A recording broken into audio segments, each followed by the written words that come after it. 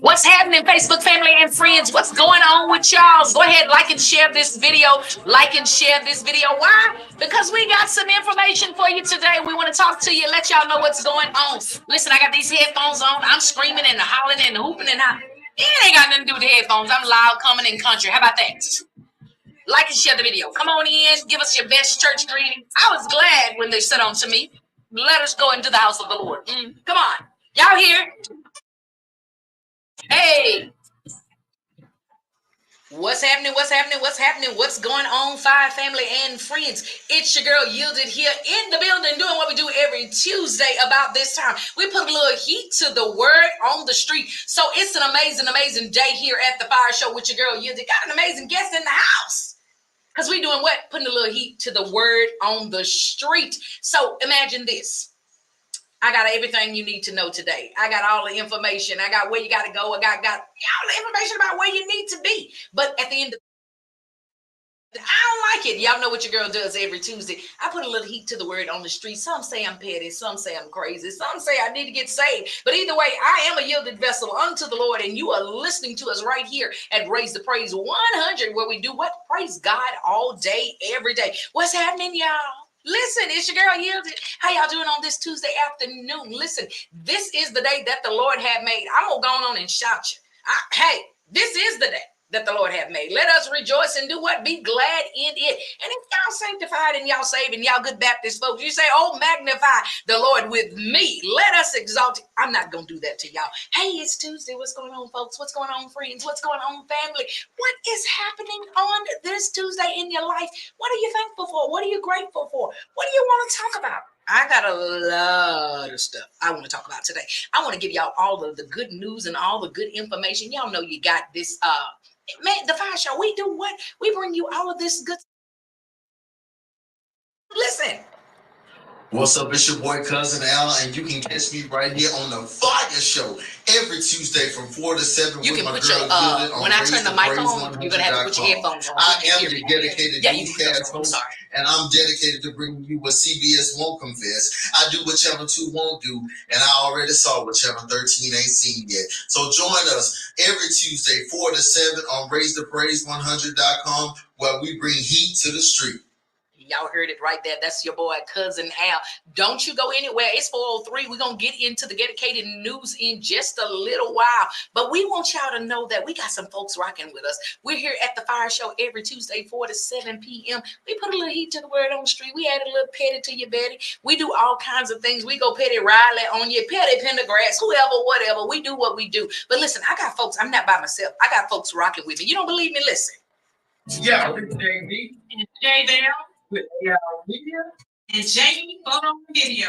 We're from Houston, Texas. I can be Yielded.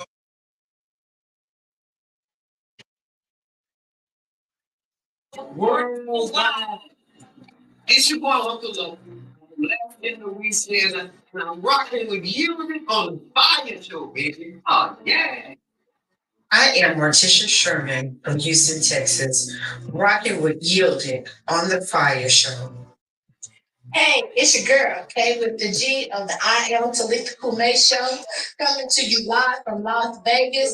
I really just want to give a shout out to Yielded, the fire that she is putting out there. That is such an inspirational show.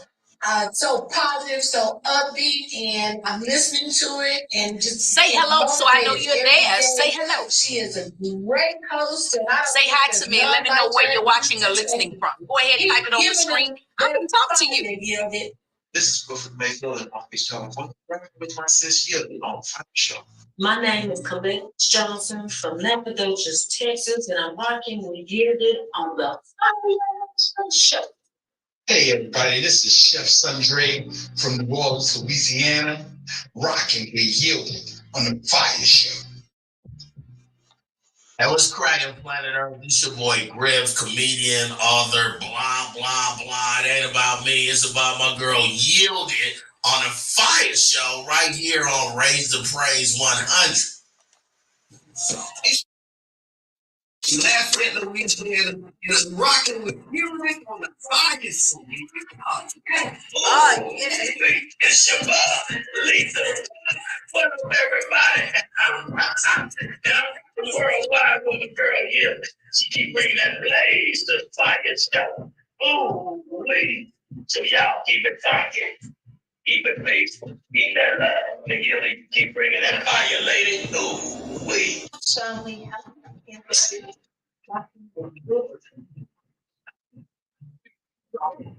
You get too thick. I'm sorry. I'm with you.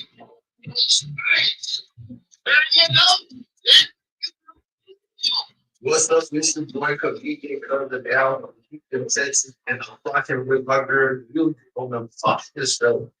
This is the sir. From Seattle, Washington, and I'm rocking to Gildas on the Fiyah Show.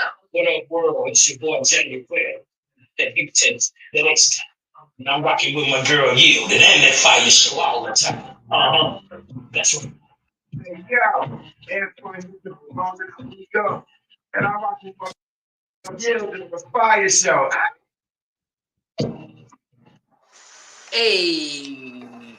Hey, all right, y'all, listen. Those are all my people, y'all. Where y'all at?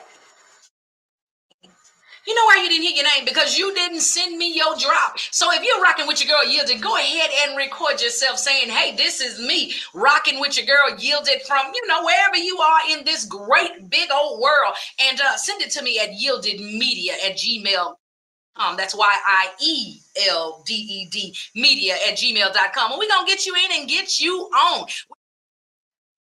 Thing. What's happening? I got my girl over here in the virtual space. What's up? It's my girl Janice, last name Harris, rocking with me. Yielded. That's what she said. What's up, Janice? What's happening? What's cracking, y'all? What's going on? Listen, it's your girl Yielded, y'all. Y'all know I'm always super excited to be here every Tuesday. I act like it's the first day of school every time I come. I put on my new clothes. I ain't gonna lie and say I put on new clothes. I ain't got no new clothes. So Miss Janice, don't be on here talking about you sent me something and I ain't send it. You sent me a voice message that I could not use, Miss Janice. So I made you something that ain't nobody else got. See, this is why you give people special privileges and they don't know how to act. And so let me just show it, Miss Janice, and I'm gonna play this on the radio too. So I gotta show Miss Janice because she just talks too much trash. Ooh, it's the Fiyah Show. Hey guys. Janice Harris here from Houston, Texas. H-Town, rocking with Yielded on the Fiyah Show.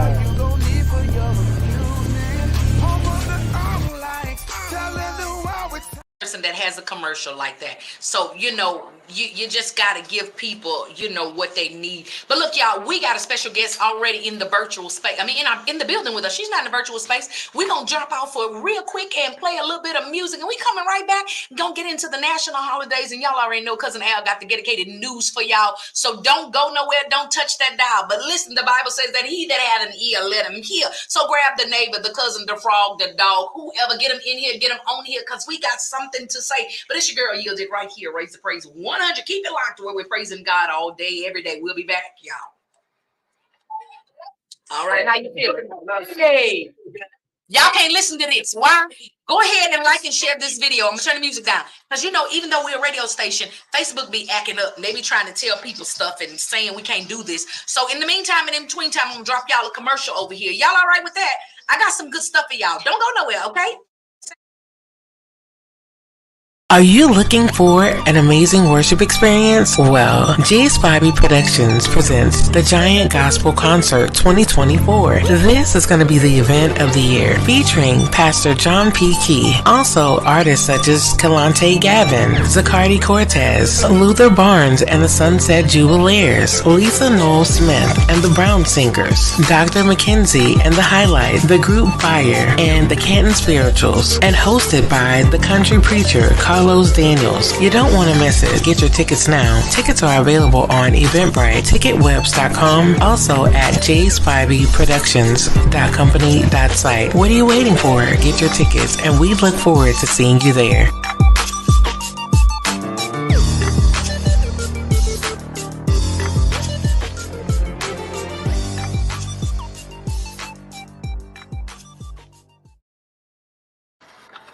Hold on. I didn't do it. Hang tight, dear heart. Ooh. It's the Fiyah Show. I'm your head digging Tuesday for South Louisiana. I'm hanging with you on the Fiyah Show. The Fiyah Show. I'm your head digging Tuesday.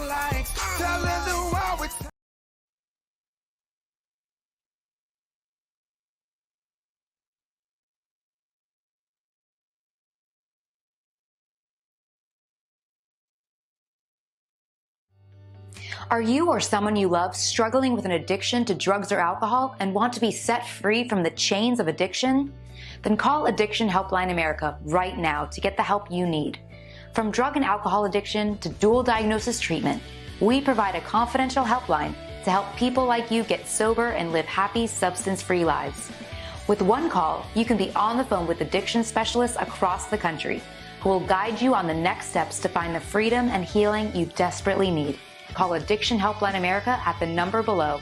We provide a confidential helpline to help people like you get sober and live happy, substance-free lives. One phone call today can change your life forever. Don't wait another minute for that right moment to be set free. Take that bold step and call Addiction Helpline America at the number below or visit www.addictionhelplineamerica.com. Call 877-314-1645. Up some stuff over there and we got it in under the wrong title, but nonetheless we're gonna get it all worked out over here. Stay with us and it's all working good for the good of those that love the Lord, so don't go nowhere. All right, we're gonna be right back. Stay right here for just a moment. All right, thank y'all so much. You're so sweet, you're so kind. Sunday, April 14th, Houston would never be the same. It's the Gigantic Gospel Concert 2024, and it's one gigantic lineup featuring Pastor John P. Key. Never shall forget. Kalante Gibbons. This ain't no ordinary world. Also, Doc McKenzie and the Highlight, the Canton Spiritual, Lisa Noel Smith and the Brown Singers, the Cardi Cortez.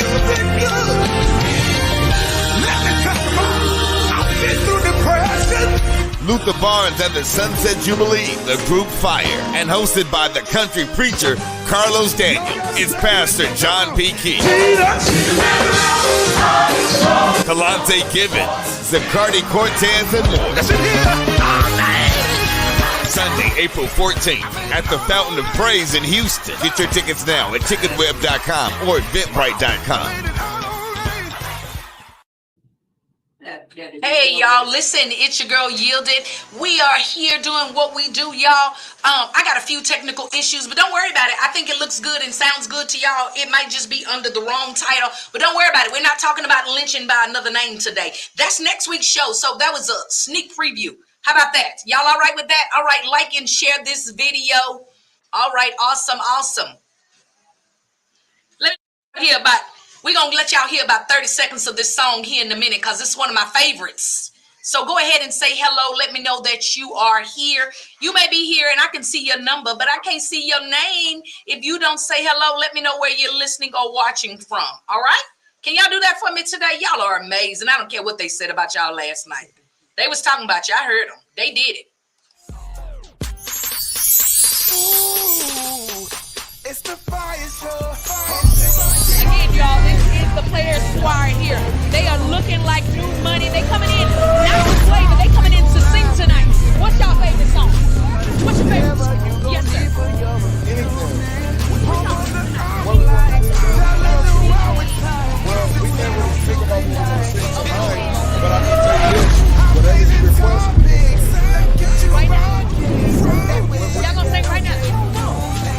Just sing to anything. Come on. He said that if I can request a song, y'all can sing it, but I don't want to put y'all on the spot. So I want y'all to sing what y'all want to sing. How about we save it for the show? See, I knew they was gonna do that. This is the Players Choir, y'all, right here. I'm about to go join them back there. They gonna rehearse and practice and all that stuff. I'm going to sing. Thank y'all so much. I'm gonna be listening for that special note, all right? And I'm gonna know when to come in. Awesome, good deal. Good deal. God bless you. Thank you. Listen, y'all, the Players Choir is here. They're going in to sing. He pretended like he was gonna sing for me, but of course he didn't. Don't worry about it, though. We're going to let them get in and sing, y'all. All right, listen, we're still out here. 25th Gospel Soulful Celebration at the Super Bowl. Awesome. Say it again. Someone asked me, are you on after Miss Janice? Who's Miss Janice? The Miss Janice is a comment. She's in the choir stand. Hey, y'all, welcome. Listen, if you're watching right here, we have not introduced our guest yet. She will be in and on. And so we will get her in just a minute. We just not starting the show. Hold your horses. Whoa, Chemo Sabe. Settle yourselves, people. We getting her in here. We just starting up the show, all right? Say milk just a body good. A milk just a body. Oh, you better sing it, sir. I love it. Thank you. Here on the Fiyah Show, doing what we do every Tuesday, putting a little heat to the word on the street. So, man, it's an amazing Tuesday. I am super excited to be here. Today is Tuesday, March 12th. Do y'all know that's almost halfway through the month, right? I mean, we're right there. We all the way in the third month, nearly halfway through. I don't know. I'm just now, it's some stuff going on. Yeah, I don't know. But don't worry about it. Listen, y'all, we have an amazing show lined up for you today. For those of you that are in the virtual space, let me shout y'all out. I see y'all over here. Shout out to Beverly over here. Shout out to Miss Janice. She been here talking and loud and screaming and singing and all of that. Shout out to Shadell all the way in East Texas. Miss Doris, what's happening, dog? You made your way over here. How about that? Look at you. You better be here. Hey, what's going on, man? Again, we are super excited. Listen, you said what?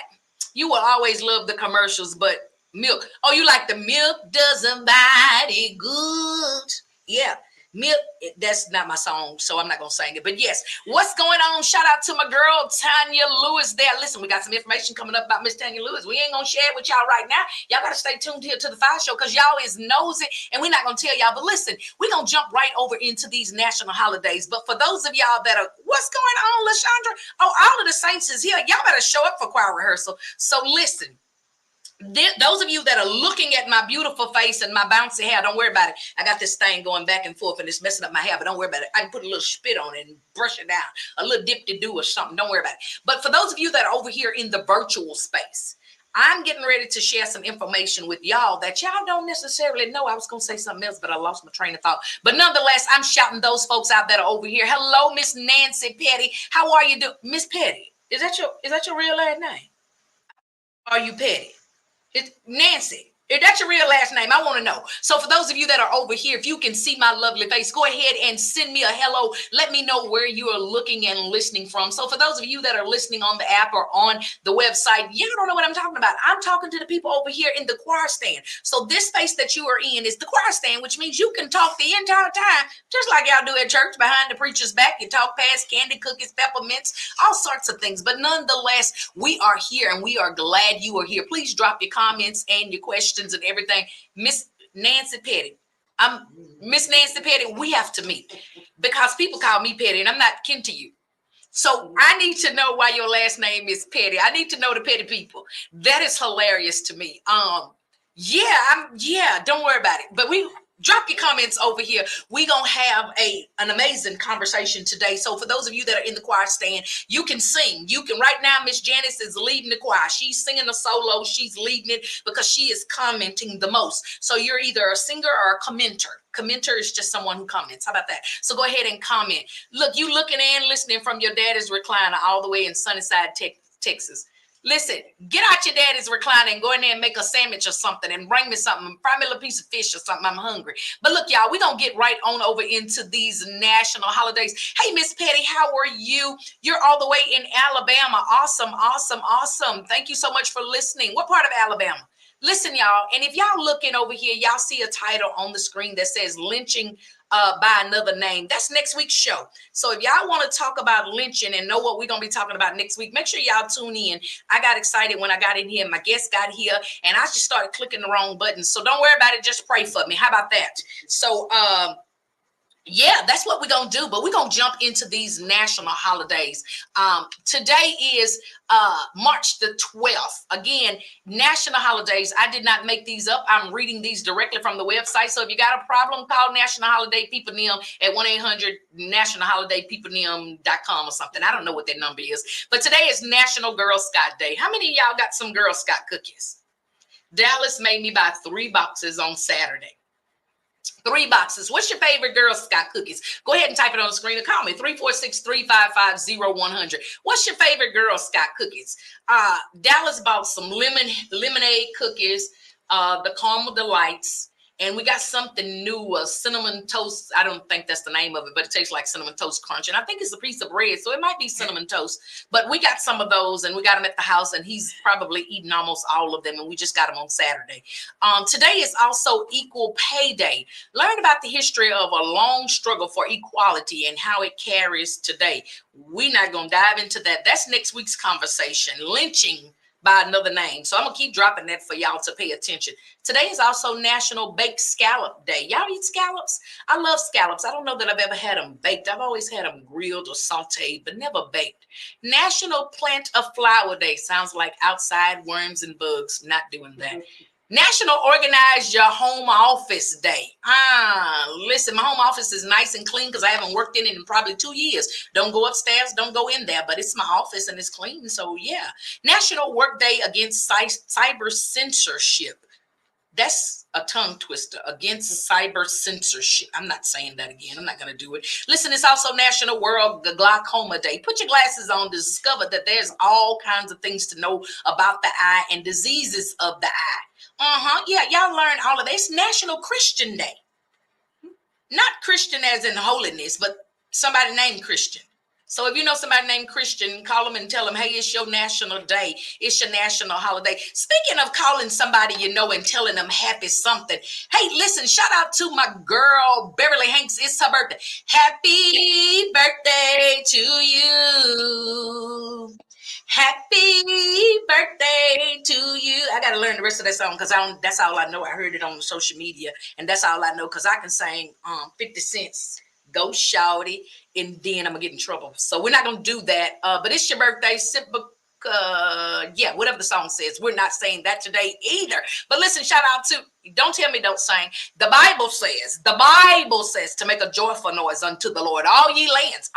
Sing unto God with the voice of triumph. That's what the Bible says. So don't tell me that I can sing because you sings. And I can't stand people that think because they can sing, they can tell you not to sing.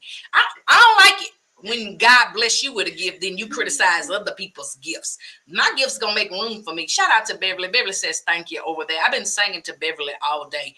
Y'all go follow Beverly. Go on my page and see my post where I was singing to Beverly this morning early before I combed my hair, before I washed my face, and before I brushed my teeth and all of that. I had sang to my friend. Go over there and check it out. But those are the national holidays for today. And so what I'm going to do right now, because I always like to get the expression on my guest's face when they hear the news. Y'all all watch the news at home, and y'all all do all of this stuff with your news at home. And so, but my news is a little different. And so before I go into the news, I'm going to bring in my guest because she's already here. She's been here since before y'all. She got here before y'all got here. How I know she got here before y'all? Because I hadn't even went. Look at here. Y'all better shout out. Look at Petty. Miss Petty. Nancy. Hey, Nancy. She's saying happy birthday to you, Beverly. Happy birthday. Can I shout out your uncle? Hey, Pastor Alvin Moulton. Bless you, man of God, for all of the things that you do in the body. Because I know if you pastor some of us, the Lord deserves to give you extra everything, because pastoring us is not good. So shout out to you, Pastor Alvin Moulton. God bless you and your ministry, God, man of God, and we appreciate you. And if you can to LaShondra, we know you need some extra prayer. So shout out to you, Pastor Alvin Moulton. Yes. Now look at Janice.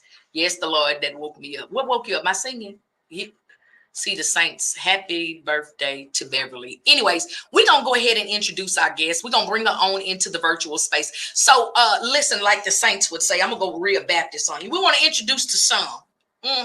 and we want to present to others. And y'all already clapping because this your friend, this your new cousin, this your new friend that's gonna share some information with you. We're gonna go ahead and add her on in and welcome her. Welcome for the very first time to the Fiyah Show, Miss Cheryl. How are you, Miss Cheryl Battlefree? Hey, I'm great. How's everyone doing? Awesome. Listen, it's an amazing time here at the Fiyah Show. And Miss Cheryl, you already got folk over here looking for you. They calling, they texting, they on my Beeper, they on my Palm Pilot, they on my BlackBerry, they on every device there is trying to see you. And so Miss Petty, that's your sister? Yes, Miss Petty, your sister? Yes, she ain't even tell me that. She just told me that was her last name. Well, hey, sis, Miss Petty, we need to talk. This name is hilarious. This name, I think we're cousins because I'm petty. I mean, I'm not a petty, but I'm petty. So yeah, anyway, don't worry about it. But yes, welcome again to the Fiyah Show, Miss Cheryl. Welcome. Hey, thank you. Awesome. So we're gonna dive into this conversation. So we're gonna get Miss Cheryl on that mic that she left over there. You gotta pull your mic over here with you. That big old black thing right there. Yeah, right, you gotta. Right yeah. Watch this. Yeah. Right. Come on into the mic. Yeah. Bam. Now say hey to the people on the radio. Hey, everybody. It's so wonderful to be here on this afternoon. Thank you guys for joining us. I know I have family and friends who are listening and who are going to be a part of the show. And thank you so much to Yielded. I really appreciate the invitation to be able to come and talk about my new book, No Ordinary Sunday. She done jumped the gun on me. I just said say hey to the people. That's all. Hey, y'all. All right. Hey, listen, y'all ain't even supposed to know nothing but just she here. So we're going to jump right on into the news if that's all right with you all. So don't go nowhere. Don't touch it. We got news. All right. So here we go with the dedicated news.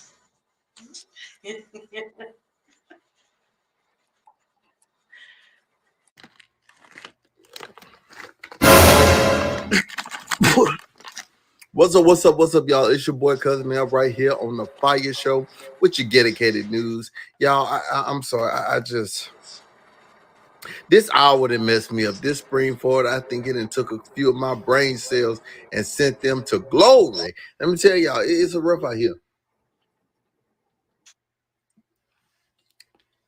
I'm telling you, I don't even know what the day is. I don't know the season. I don't know nothing. I've been singing Negro spirituals and eating Valentine candy with my Christmas socks on. Run my intro. My camera's still.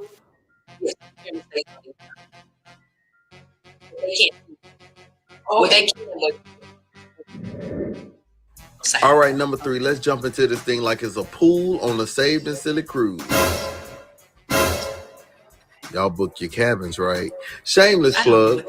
So listen, Halle Bailey, best known for playing the Little Mermaid, has come forth and made some pretty spot-on statements straight from the hip, from her heart, about her situation of being a mother and why she did not come forth telling the whole social media and the whole world that she was with child. Well, if you remember back when they were going to nominate her for awards, people said, oh, she's pregnant. They saw the third trimester nose. They saw the big lips and everything. And she said, hey, I'm a black girl. We have big nose. We have full lips. What are you talking about? She wasn't tripping on it. She kept saying it wasn't true. Then we find out, yeah, it was true. She was pregnant. But she said, guess what? It wasn't nobody's business. So this is what she said at a award ceremony this past weekend. And to be real, one of the biggest challenges too cannot compare to the biggest joy of my life. And that was becoming a mom to my perfect little angel Halo.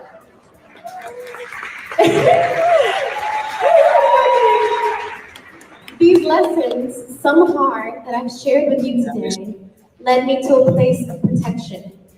There was no way in hell I was going to share the biggest joy of my world with anyone.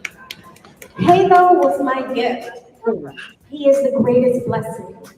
And I had no obligation to expose him, me, or my family to that unknown spotlight.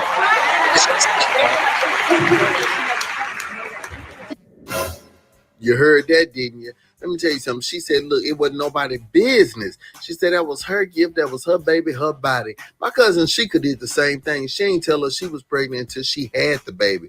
And she was trying to find out, she was really trying to find out who was the baby daddy, if it was Roberts or if anyway, she was trying to figure out some things concerning the baby, so she ain't tell us nothing. We thought it was stubborn belly fat, and she need to go get some Ozempic and pop that thing out. But it was a whole baby inside of her. But guess what? She didn't say nothing until she was ready to say something. So it's your body. You can do what you want. Now, if you know the song, it's another song that say, I can do what I want. And I ain't gonna say that on this because it's a Christian radio station, and I don't want to get in trouble with yielded in the Lord. So I'm gonna yield to His will, her will, and thine will, and just wheel me over to the next story. All right, number 2. Speaking of will, y'all need to go ahead and put in y'all will who you want to carry you to your final resting place, because these funerals are getting out of control. People literally dropping caskets, bodies flying everywhere, rolling on the river. It's becoming ridiculous, y'all. I saw a video and it broke my heart, and I didn't laugh. Well, I laughed, but I cut the lights off and got under the cover and laughed because my grandma said that mean it don't count. But yeah, we need to make sure that we have the right people in place. Everybody ain't built to be a pallbearer, and in this case, the pallbearers wasn't pallbearers.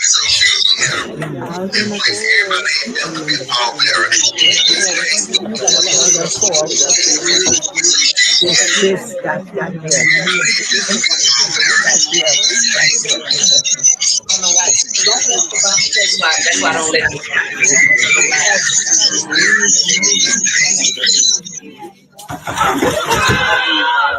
Unfortunately, we can't hear it because something is. Let me tell y'all something. In our headphones, This video has haunted me for the past week. It was about 19 pallbearers. You mean to tell me y'all couldn't hold on to that casket? They dropped that thing like it was fries in a fresh batch of grease. Just dropped it around. Y'all couldn't take care of that? You know what? From here on out, everybody that dies in that family need to be cremated. Since y'all can't hold a casket, go ahead and burn them up because you're already dropped and broke her up. So now you need to just go ahead and do the cremation, or hire y'all some pallbearers. Go by Home Depot and get you some folk that can carry something, because y'all can't do right. That's all I got to say. And where were the honorary pallbearers? Maybe they should have helped. What is an honorary pallbearer, matter of fact? Because what they supposed to do, because I went to a funeral one time and one of the pallbearers that was honorary was 6 months old. I say, now what he gonna do? He can't carry his pacifier, let alone Aunt Patricia. All right, number 1. Speaking of dead people getting dropped, Mike Tyson has entered himself into a boxing match. Y'all, I don't know what he's thinking. I don't know if he's thinking. All I know is it's coming out this summer. It's going to be on Netflix. And since I'm subscribed, I'm going to watch. But I'm just saying, somebody needs to stop this before it happens, because come on, Unc about 89 years old. He don't need to be out there, but he's confident. He say he's ready. Check this out. Check Unc out. Y'all just check him out. Check, big boy. Come on, sign the contract.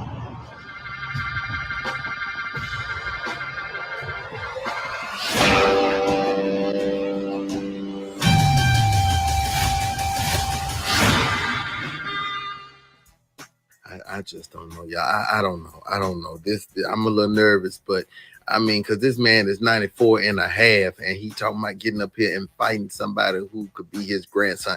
Y'all, we go pray. I tell you what, we go pray from now until the first bell ring. Not only that, I hear the Lord saying, we gonna fast. We're gonna fast until the first bell rings of that match. We are fasting from 2 a.m. to 4 a.m. every day until that match gets here. And that basically means you go be sleep, so you ain't go eat and God still go get glory. So that's all that matters. But y'all, I don't know about this. This is scaring me, I just don't want to wake up and hear.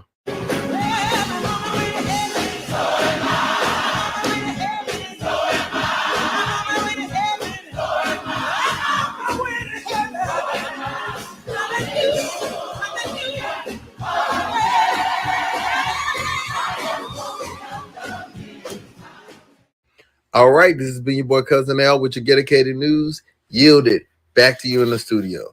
Wait. Yielded. Listen. Shh.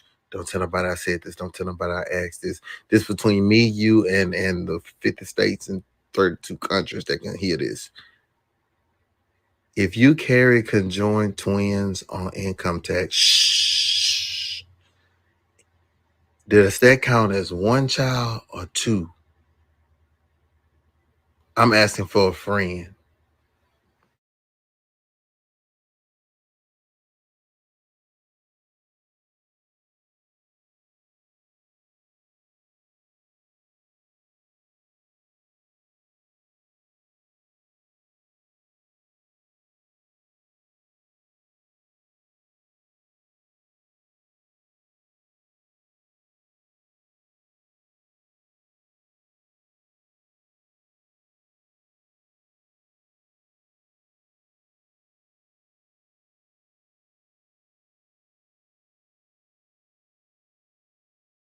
You couldn't hear me because stuff was messed up over here, but I was telling Cheryl that we gonna take your mama to go get a social security check because something's wrong with you, cousin Al. Yeah, y'all, we got all kinds of technical stuff over here. I got stuff all jacked up. Don't worry about it. But we all right. Y'all can hear me now. If you can hear, clap your hands. I ain't gonna see you. But listen, y'all, we are back right here. Again, we have an amazing guest lined up for you on today. Some stuff is working out over here. I know y'all can hear me because we're going to get cousin Al's mama a check. But we got a guest in the house today. And for those of you that are in the virtual space, you've probably seen the title. That is the wrong title. All kinds of stuff is messing up and jacked up over here, but don't worry about it. Just pray for us. So again, in the virtual, in the studio, we have Miss Cheryl Battle Freeman. How are you, Cheryl? Say hey to the people. Great. Hi, everyone. Awesome. Awesome. This is amazing to have you here in the studio. And so what I typically like to do before we get into anything that you got going on is I like to allow the people to know a little bit about you, because unfortunately, but the way that the mindset of the people is, they don't really care what you do until they know who you are. And most people know that, they want know a little bit about dirt about you before they get into what you do and all of that. So Miss Cheryl, let me just ask you this. You live here in the great city with the worst traffic, Houston, Texas. Tell us how long you've been in Houston. First off, just tell us how long you've been in Houston. My entire life. So you're a native Houstonian. Yes. So let's just take a look at your life. You were born here in Houston, and we ain't gonna go all the way when you was a T-top, but we want to go all the way back just enough to know that you were, come on, somebody say Battle Freeman sounds like money. Oh, I'm with it. Listen, you better go with it. It's cousin Al, so pray anyway. But so you were born here in the city of Houston. Tell me a little bit about your childhood, what life, without going into too much detail as to why you're here, but just a little bit about your childhood. You went to school and you flunked out of your class, you made A's, you did whatever you did. Just tell us about that part. Okay, yes. So I grew up here in Houston. I am a native Houstonian. Spent a portion of my life on the north side of town, moved to the south side, Sunnyside, in fact, and lived in Sunnyside for a very long time. Went to school in Sunnyside, right down the street, Rose Haven, Sunnyside Elementary. Went to Hartman Mountain Science Middle School, and also attended Michael E. DeBakey High School for Health Professions. So awesome. Look, I'm gonna come over here, because I want you to get loud and proud in this microphone. So if you can lean that mic directly towards your mouth there. Yeah, because I can't hear me now. Yeah, I can hear you. I want the people on the radio to hear you. You got to talk in that microphone. All right, honey. All right. So we got one here, and then we got one there. All right. Gotcha. All right. I want to be able to hear you. So you were reared in Sunnyside. Yes. Let me just ask a little bit about life in Sunnyside. I mean, most people that are not native Houstonians don't really know a whole lot about Sunnyside other than what the news portrays. And I know Sunnyside was listed in one of the highly rated crimes or murders in the U.S. at some point. So what was life like for you as a child growing up in Sunnyside? Honestly, Sunnyside for me just has such a wonderful community feel. Yes, I mean, Sunnyside, many other and just about every other neighborhood has its challenges. However, I think what sticks out the most to me is just the community feel, the love. When I was a kid, my grandparents were raising myself and my brother, and my next door neighbor were like grandparents as well, because whatever they said, that was golden in our household because they looked out for all of us. So I appreciate my upbringing in Sunnyside. Awesome, awesome. See, listen, now I got some friends say it's all good in the hood, something good came from the hood and all of that good stuff. And so I believe we got something good right here sitting in the fire, in the Raise the Praise station with Yielded on the Fire Show. Now, just a little bit, you graduated from high school. Yes. Did you go off to college? I did. I attended the University of Houston. Okay, and what was your major there? Degree? What did you do? I majored in biology, minored in psychology, so I have a BS in biology. All right, so don't be in here psychologizing me. Don't be psychotheraping me. And don't worry about any of these people that you hear me talking to in my head or on the screen. Just know that it's somebody. Okay. Okay. So she got a degree in science and psychology, and she gonna be trying to analyze. Don't therapalize me. That's what I tell my other cohort here at the station. She be trying to therapalize me. Don't therapalize me. I'm okay. The doctor prescribed me medicine, and I've been out of it since 1977. As a matter of fact, I didn't take any of it, and I ain't gonna never take none of it. I like all of this. I'm unmedicated. But listen, we're gonna delve down a little more into Cheryl's life and get more of an understanding as to who she is and how she derived at this place that she's at today. But I know y'all want to know why she's here, because again, the title says lynching. That ain't supposed to be it. It's supposed to be mental health, mental healing, and insight into that. And so that's where we're gonna go. But just now, for a few moments, we're gonna go out and listen to a little bit of music, and we're gonna come back. So don't y'all go nowhere. All right, keep it locked right here at Raise Praise 100, where we're praising God all day, every day. We'll be back. Don't go nowhere. All right, y'all, listen. How's it sounding to y'all? Is it all right? I know we got some challenges over here. Somebody broke something, and I'm telling P-Man they should be fired. They done broke it. But listen, are y'all all right over here? Can y'all hear everything okay? Everything look good, sound good, smell good? If it don't smell good, that's you. You can't smell us. I think y'all hearing us all right. I see y'all comments, so I think it's all right. Talk to me. Let me know. I'm going to drop a commercial or two. Let me know while I try to work through something. Okay, yes. Thank you, Miss Petty. What's happening? What's up, Soundbox? I see you over there. What's going on? All right, everything is good. All right, I'm going to drop a right back. Okay, Miss Irma. Hey, Miss Irma Garza, how are you? All right, y'all, don't go nowhere. You got folk over here. I'm seeing names I ain't never seen before. These your peoples. Can I get a little Sunday, April 14th. Houston would never be the same.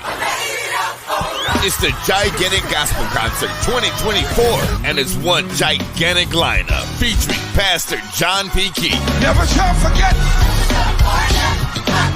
Kalante Gibbon. This ain't no ordinary word. Also, Doc McKenzie and the Highlight, the Canton Spiritual, Lisa Noel Smith and the Brown Singers, the Cardi Cortez.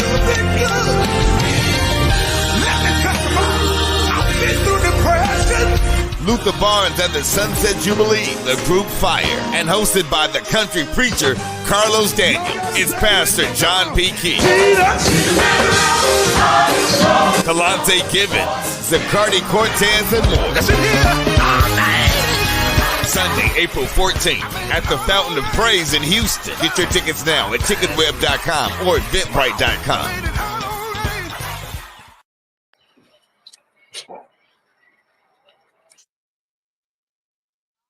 Can you give us...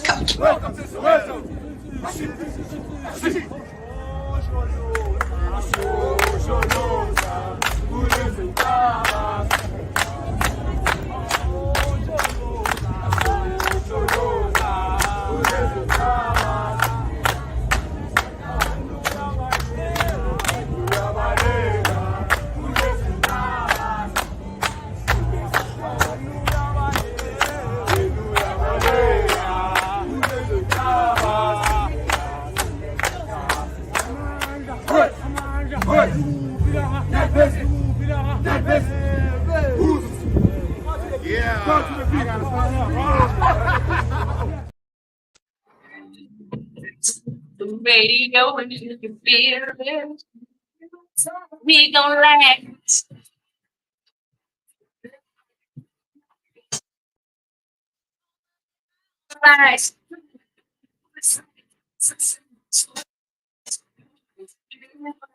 I'm blazing topics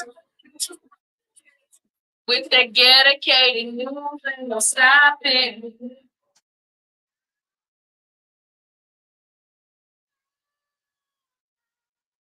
Welcome back. It's your girl Yielded right here on the Fiyah Show, doing what we do every Tuesday, putting a little heat to the word on the street. Rumor has it that mental health is something that we're overlooking. Rumor has it that mental health is not something that we as a race deal with. Rumor has it that, if you know Jesus, that you probably shouldn't go to a therapist, you shouldn't seek counseling, you shouldn't do any of those things. But we're here to delve down into that thing today. Got my guest in here, Miss Cheryl. Miss Cheryl is going to talk about it. She's going to give us a little insight from the inside and then from the outside. And we're doing what we do. We putting a little heat on it. So we're going to dig into this thing and catch it on fire. So keep it locked right here at Raise the Praise, where we're praising God all day, every day. It's your girl Yielded. Hey, y'all. Y'all here? I see y'all. I hear y'all. But listen, let's drop this disclaimer because Miss Cheryl seemed like she might be kin to me and she might cut up a little bit. She might say something she ain't supposed to. So we're going to drop it.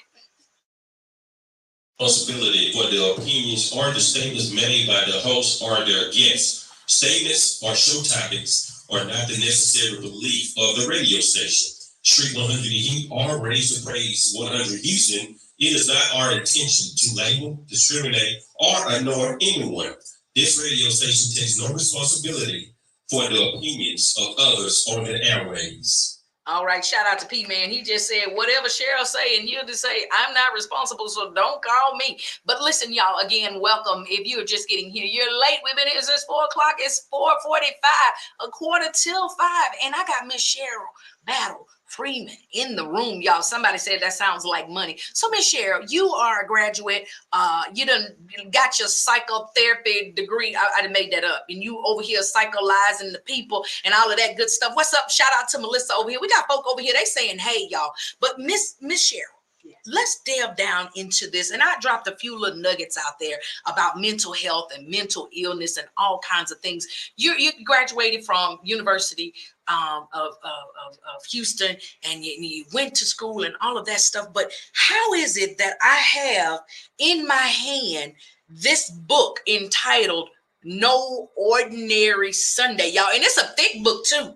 It's like, how many pages in here, Cheryl? 353 pages. 353 pages. You can start reading today and read one page a day, and you're going to be all the way in March of next year before you finish. It's almost 1 year worth of pages in here. And so it says it's based on a true story. And it says, one Sunday, unimaginable tragedy tore our family apart, but God was still in control. So now, Miss Cheryl, I done dropped a couple cliffhangers. I done dropped a few little things about mental health, mental illness, and all of that. So what I'm going to do, because y'all, 360, how many pages, folks? 353. 53, okay, 53. I wanted to get y'all all the way to a whole year. Read slow the last couple of pages. 350 some odd pages of a true story.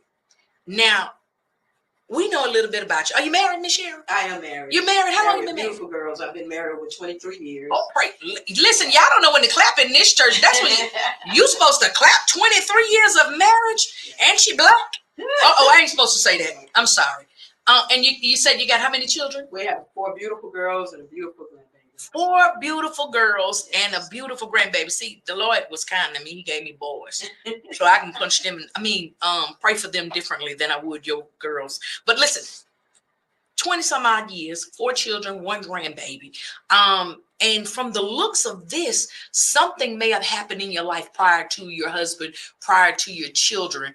And you're sitting there looking like new money, and you look blessed, and you look like life has been great for you all your life.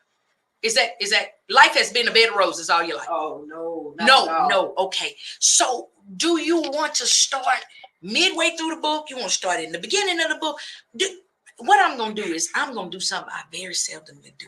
Is I'm going to let you start the story where you want to start the story. So tell us a little bit about No Ordinary Sunday. Okay, so I'm going to do something a little different, a little, I guess, atypical. But this is going to be my modus operandi. So I want to start at the end of the book. That's her MO, y'all. Yes. Yeah, that's what modus operandi is. Yeah. That's what MO stands for. I got to help y'all. Y'all, this is a slow church. Now, don't be using big words. No, you can use your words. Come on, sis. I'm sorry. So I want to start at the back of the book and work my way to the front. Of course, I can't explain the whole book because it's 353 pages, but I guess this is one of the main reasons why I'm here this afternoon. Again, thank you to Yielded so much for allowing me to come on here and talk about mental health, mental wellness, mental illness. So I'm going to start from the back of the book. In the back of my book, it talks about my victory over the mental health issues that I and both my family endured. And so I want to start just by giving God praise, because this is Raise the Praise 100. Come on, you better do it. Praise. And so I have to start there. I have to start by giving God glory for my story. I want to start by letting everyone know my book is very transparent. It's a very real read, and it has a lot of dialogue in it that has brought so many people to tears. It took me over 17 years to write my book, and those years were years of healing for me. So I'm healed. I'm whole. God has blessed me. Hallelujah. I don't look like what I've been through. You say I look like money. Go ahead on and speak it. Come on, you said it, now say it again. Yes. I don't look like what I've been through, but I have been through a lot, and I'm now on the other side, and now I have a story. I have a message. I do want to say I am not a mental health professional. I am not credentialed in that area, that arena. I'm a woman with a story, and my story has received a lot of attention. My story has helped a lot of people. So now I'm working from towards the middle of the book. I'm talking about a lot of losses that took place following the tragedy. And those losses really challenged my mental health. Every single thing, every bad thing that happened, I would trace it back to that tragic day in August. And every good thing, I would think, at that time would be very, it wouldn't last long. It was by happenstance or by luck or by chance. And now we're going to move on to the front of the book, where I actually will talk a little bit about the tragedy. So I do want everyone to know, while my book stems from a tragic situation in our family, from a horrific tragedy, it ends well. So I need for everybody to don't stop reading, because you're crying a lot. And I have so many people that tell me, Cheryl, I can't get past the first few chapters. I'm just in tears. That's because my book is very real. But I do encourage everyone, keep reading, because there's such a beautiful message at the end of my book. Let's talk about the tragedy itself. Yes, ma'am. Go ahead. We want to go. So I grew up, as I told you earlier, on the north side of town. Grew up in a household with my dad, my mom, and I had two brothers. I was the middle child. I was the only girl, so I had an older brother and I had a younger brother.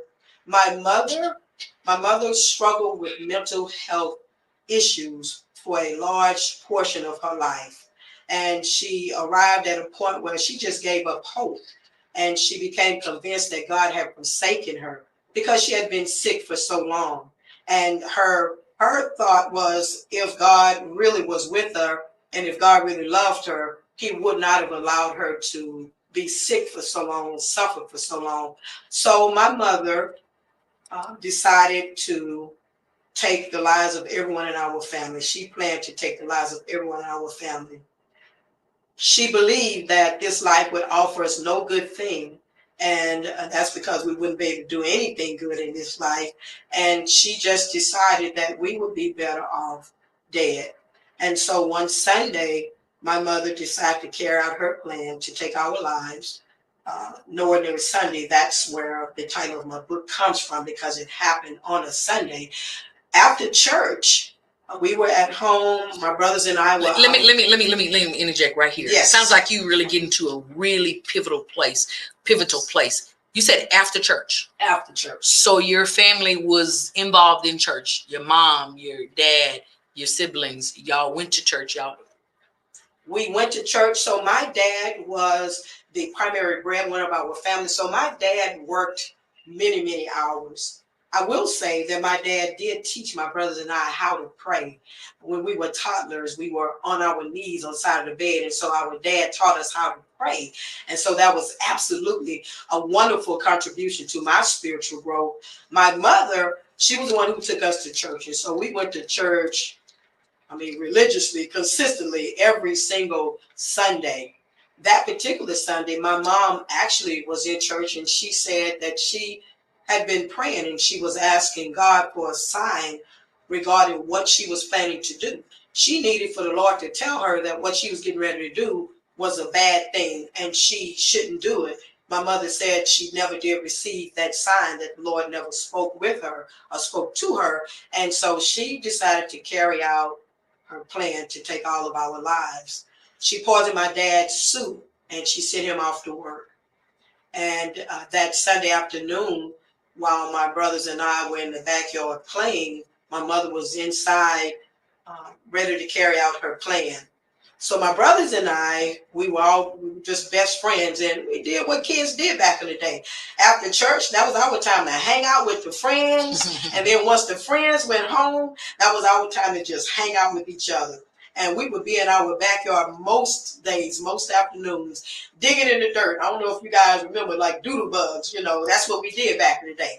Doodle bugs, a little black. Yeah, black or gray. And they roll up in a ball. That's it. Yeah, my brother used to throw those on me. Go ahead. We did it too. I'm sorry. Yes, we'll go ahead and confess. I've done my share of throwing doodle bugs. But so that's what we did. Go ahead. That's what we did. We dug for the doodle bugs. And this particular day, we were in the dirt, we were digging, and we were having a good time. It was getting late. My oldest brother, George Anthony, all of a sudden drops his dirt, he drops his shovel, and he says, and I look up at him, I said, what's wrong? What happened? And he said, my head all of a sudden started hurting. So he starts knocking his pants off and his hands off, and I could tell he's getting ready to head to the back door. And I asked him, I said, well, wait, are you going to come back? Because it's almost time for us to go in. And he said, yeah, I'm coming back. My head is hurting. I'm going to go in here and get something from Mama for my headache, and I'll be back. But let me go get something for my headache. So I watched my brother walk through that back door and close the back door. Of course, we didn't know what our mother had planned. And within a few minutes, I heard a gut-wrenching scream, which caused me to jump up to my feet. And I began knocking off the dirt off of myself. Unlike my brother, however, I did not go into the back door. I didn't enter our home through that back door. I was led to jump our back gate and run along the sidewalk because I was afraid. I was frightened. I didn't know who was screaming like that. Now tell us again how old you and your siblings are. I was 6. My baby brother was 5. And my oldest brother, George Anthony, was 9. 9, 6, and 5. Yes. Okay. 9, 6, and 5. And as I ran along the side of our home on that sidewalk, and I was turning to the right, my mother was exiting our home, and she was very disheveled. She was very panicked, in hysterics. She was very frightened. She was afraid. And the look of my mom, that frightened me. That made me very afraid. Our eyes met. At that point, my mother was carrying something, and I didn't find out what that was until later on.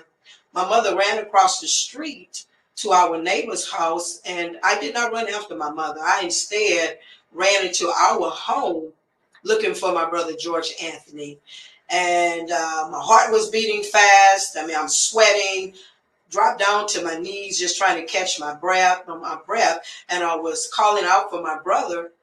And I did not receive a response. And so I moved slowly through our home, looking in each room, looking for my brother, calling out his name, still no response. Finally made it to the back of our home where there's a hallway. And the hallway leads to the main bedrooms in our home.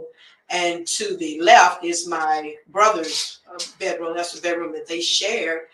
And I stepped into the hallway and I looked to the left. And I stepped into the room and I found my 9-year-old brother on the floor. And I froze. I was I was seized with fear. I could not move. And my brother's eyes were wide open. I still see the image today. His eyes were wide open, and he, of course, wasn't moving. And I couldn't move. And what helped me move was some commotion against the window, the bedroom window, enough noise to break my trance, and I ran. And as I ran, the house is spinning, and I felt like I was going to run into the wall, but I was able to run out of our home at that time. And then I ran across the street. I followed my mother's path. I followed the path that I saw my mother go, because we needed help from my brother. I was panicked as well. And upon running into my neighbor's garage, the garage door was up. I ran into that garage, and I was knocking on that door, which led to their kitchen. I could hear grown-ups inside there, and I could hear my mom. I could hear my mom wailing. I could hear her crying. I could hear so many voices, and I'm just beating on the door. And finally, someone paid attention, and she ran. She opened the door, and she picked me up and ran outside, would not allow me to go into the house. And by that time, unfortunately, my neighbor next door, she runs out to the street, and she makes this huge announcement that my mom had taken my brother's life. And then people came running from all over. And wow. That day is etched in my memory. Let me stop you there, and I want to ask this question because hey guys, I know you guys are listening in, and I'm going to open up the phone lines in just a bit to allow those of you that would like to call in to ask a question, to share any of your insight for those that have read the book. But at this moment, before we go to this brief break, I want to know. Typically, because in these kinds of situations that we've seen, there has been some sort of acting out or some sort of sign prior to an incident such as this. I mean, and I know maybe at the age that you were, you may not have seen it, but has there since that time been any conversation of maybe somebody knowing something was going on? And I know a little bit, we talked a bit offline that you were saying your mom had kind of shared this with people. So we want to talk about that when we come back, kind of some of the things that could have been precursors or that could have led up to this particular thing. But we're going to come right back, y'all. And when we come back, I'm going to talk a little bit about, the things that we saw before, things that may have happened prior to this. But we're going to dab down into that, and then we're going to open up the phone lines. Is that all right with you, Ms. Cheryl? Yes, absolutely. Awesome. We'll be right back, y'all. Don't go nowhere. Keep that locked. Keep the dial locked right there. I done lost my train of thoughts and my worries, but we'll be right back, y'all. All right, y'all. I know y'all are listening in attentively, and y'all have questions, comments. Please feel free to drop them on the screen. We want to share them. We want to answer your questions. We want to know what you're thinking. You're listening in. You're hearing this story. Share your comments, share your questions, talk to us. We'll be right back, y'all. Don't go anywhere. We're going to drop some commercials over here, but we want to know from you what you're thinking, what you're hearing, what is your questions, what is your concerns. Let's talk about it. Let's open it up. All right, y'all. Hey, it's your girl Yielded. I might be in the streets, I might be in the church, I might be anywhere, but we know that you can find me on Raise the Praise 100 every Tuesday, 4 to 7 p.m. with Fiyah. You can also catch me on Sunday mornings, 10 to 1 with To the Glory of God. You never know what's going to go on those shows, but we definitely know that the Spirit of the living God will be amongst us on those shows. Catch your girl Yielded on Instagram at I Be Yielded. Catch me on Facebook at Yielded Media. Look for me on our upcoming Tube TV, where we're going to be broadcasting all of our in-station interviews and even a few that we've captured on the street. It's your girl Yielded. Don't miss it. Don't miss this movement, because the hand of God is on it. I Be Yielded. I'm out. Listen, if we even think you owe us money, you won't know what hit you. We'll put liens on everything you own. Raid your bank accounts, retirement fund, pension. You'll open up your paycheck and cry because we'll already have the money. We'll haul you into federal court and you might even go to jail. Hey, it's our job. Don't fight the IRS alone. The Tax Doctor is here to help you negotiate your tax bill and reduce your stress. Our experts will fight for you using IRS guidelines to stop any IRS actions like bank levies or wage garnishments. Plus, eliminate penalties and interest and reduce your past tax bill so you pay the IRS less. Help is here to deal with the IRS to reduce your stress. If you owe $10,000 or more in back taxes, do not call the IRS alone. Call a tax doctor now for a tax emergency analysis. I'd have my mom call the number on the screen. You come see me alone. We'll work it out. Really, we will. Hey, y'all, welcome back. What's going on? Yes. Listen, we over here talking. Don't worry about what we Listen, if we even think you owe us money, you won't know what hit you.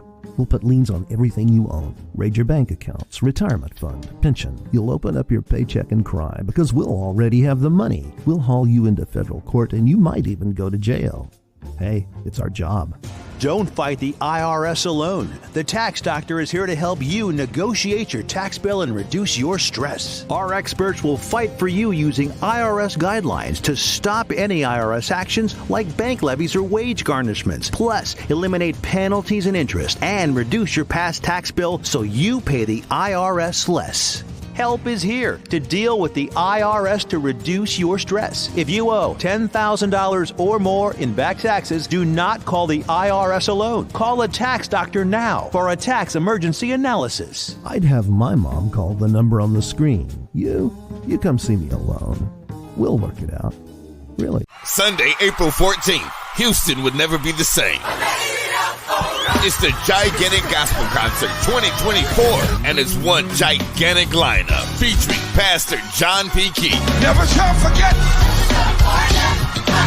Kalante Given. This ain't no ordinary world. Also, Doc McKenzie and the Highlight, the Canton Spiritual, Lisa Knowles Smith and the Brown Singers, the Cardi Cortez.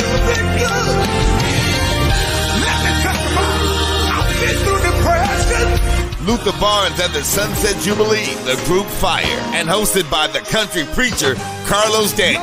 It's Pastor John P. Key.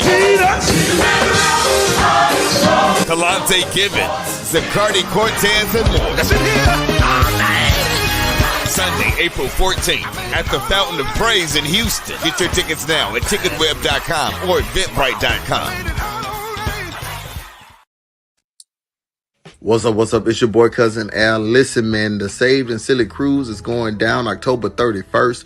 We are leaving out of Galveston, that big G, and we're going to Cozumel. Hey, como está? Hey, me estoy muriendo como un perro abandonado.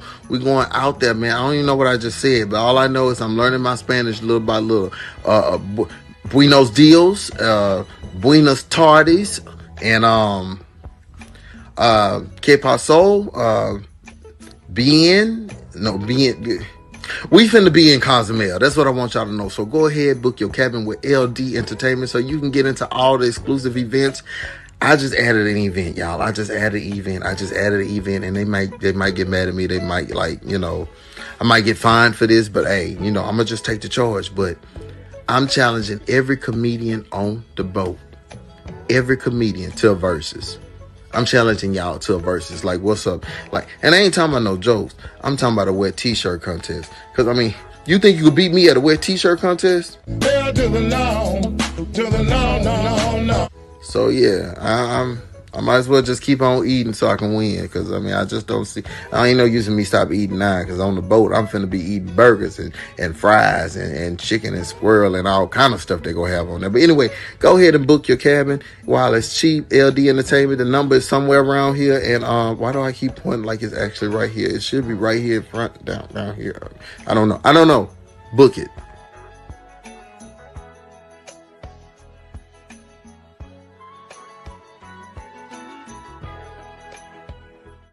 491, and the number went away on the screen, y'all. I done lost the whole thing. How did that happen? It just dropped off of there. Whatever happened with that? I don't know. But anyways, if you're interested in getting in on that cruise, go over to Gospel Comedy Entertainment on all social media platforms. Find the flyer that has the big boat on there and get yourself the book for the Saved and Silly Cruise. We're leaving out of Galveston in October. So, y'all, if y'all just tuning in, it is already 5:09. Y'all missed the hour and 9 minutes of the show. Where y'all been? Listen, welcome back into our virtual space and into the studio with us, Miss Cheryl Freeman, y'all. Listen, Miss Cheryl, you were telling a little bit of your story, this true story of this book that you have written, No Ordinary Sunday. And if y'all just tuning in, we're talking about mental illness, mental health, mental awareness. And Miss Cheryl was sharing with us all of the insight of what was going on, what happened in her home one particular Sunday after church. And you said to us, Miss Cheryl, that when you got to the neighbor's house, someone came out and said that your mom had taken your brother's life. And prior to, it's going to commercial break, I asked the question if there, and again, you were 6 years old. I asked if there had been any other behavior or any other events that could have given out some warnings that something was going on with your mom. Just talk a little bit about just life every day, and even if there were some signs or symptoms that something was going on with your mother. Okay, so I do want to say that for the most part, my mom, she was a good mother. My mother, she took care of us, she bathed us, she fed us, she made sure that we had what we needed. She was our primary caregiver. Being so young, we were a handful for my mom. I know, just because we were so young, because my dad worked outside the home so much. And so she had a lot on her. A mother myself today, I can understand the pressure. In no way does that justify or condone anything that happened. But again, my mother, she did take care of us. You asked a golden question. Were there signs? Yes, there were signs. And I do remember a lot of those moments. I will share with everyone that my mother was actually committed for about 2 years into a mental health facility prior to the tragedy. So she had actually been sent away. My grandmother was the one who stepped in and went over my dad's head and had my mother committed because my dad didn't want to do so. Again, she stayed in the mental institution for 2 years. She was home for 1.5 years when the tragedy took place. And there were signs, there were things that happened, there were outbursts of anger, there was very erratic behavior. There were moments when my dad had to call in his parents to try to help control my mom, try to calm her down. There were times when my mother threatened my grandparents, threatened their lives. And so there were absolute signs. I do believe that my dad, because we were so young and because he had already lived through having my mom away and then he having to take care of myself and my brothers, I just believe my dad was hopeful that my mother was okay. That no one had a clue that my mom would do what she did. No one. And that's something that my dad had to live with for the rest of his life. My mother did confide in close friends what she was planning on doing. We're not quite sure why they didn't say anything. I do know that back in the 70s, the early 70s, oftentimes the way we dealt with mental health issues and illnesses was kind of, we swept it under the rug. We didn't take it as seriously as we should have. And perhaps, sir, and this is something that I've talked about with other professionals, that it could have been that the friends either didn't know how to get my mother help, they didn't know where to go, or it could have also been that they just did not believe that a mother would do such a thing, and they could have thought, well, my mother is probably she's just having a bad day.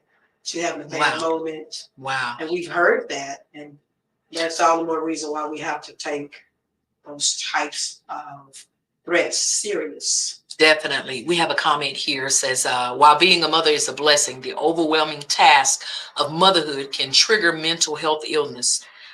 It's something so real, and I'm glad that Cheryl is speaking on it. We shouldn't be afraid to ask for help. The stigma is really in the African-American community. We're definitely going to delve down into that. Thank you so much, Ms. Petty, for that comment. We're going to delve down into that stigma in just a moment. Now, Cheryl, you were at the point that the neighbor had announced that your mother had taken the life of your brother. Yes. Do you want to continue from that point, or do you? Sure. Okay. Awesome. Yes. And so I was actually standing at the edge of the driveway with my neighbor who had grabbed me from the door in the garage, and my neighbor, she just cried, and I was very confused. I was crying myself. I wanted my mom. When I heard the next door neighbor run out into the street, and she just made this huge announcement, oh my gosh, she has killed her baby. She killed her baby.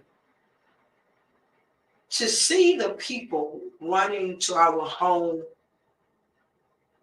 with that announcement now having been released, to see my neighbors crying, because even at that point, I simply wasn't convinced that my mom had did what she was being accused of doing. Why would a mother kill her children? Why would a mother not show that same love that we were just used to? What happened? And so that was a very confusing moment for me, and I just didn't believe it. And then many people gathered, and they began all pretty much saying the same thing and saying some very harsh things about my mom.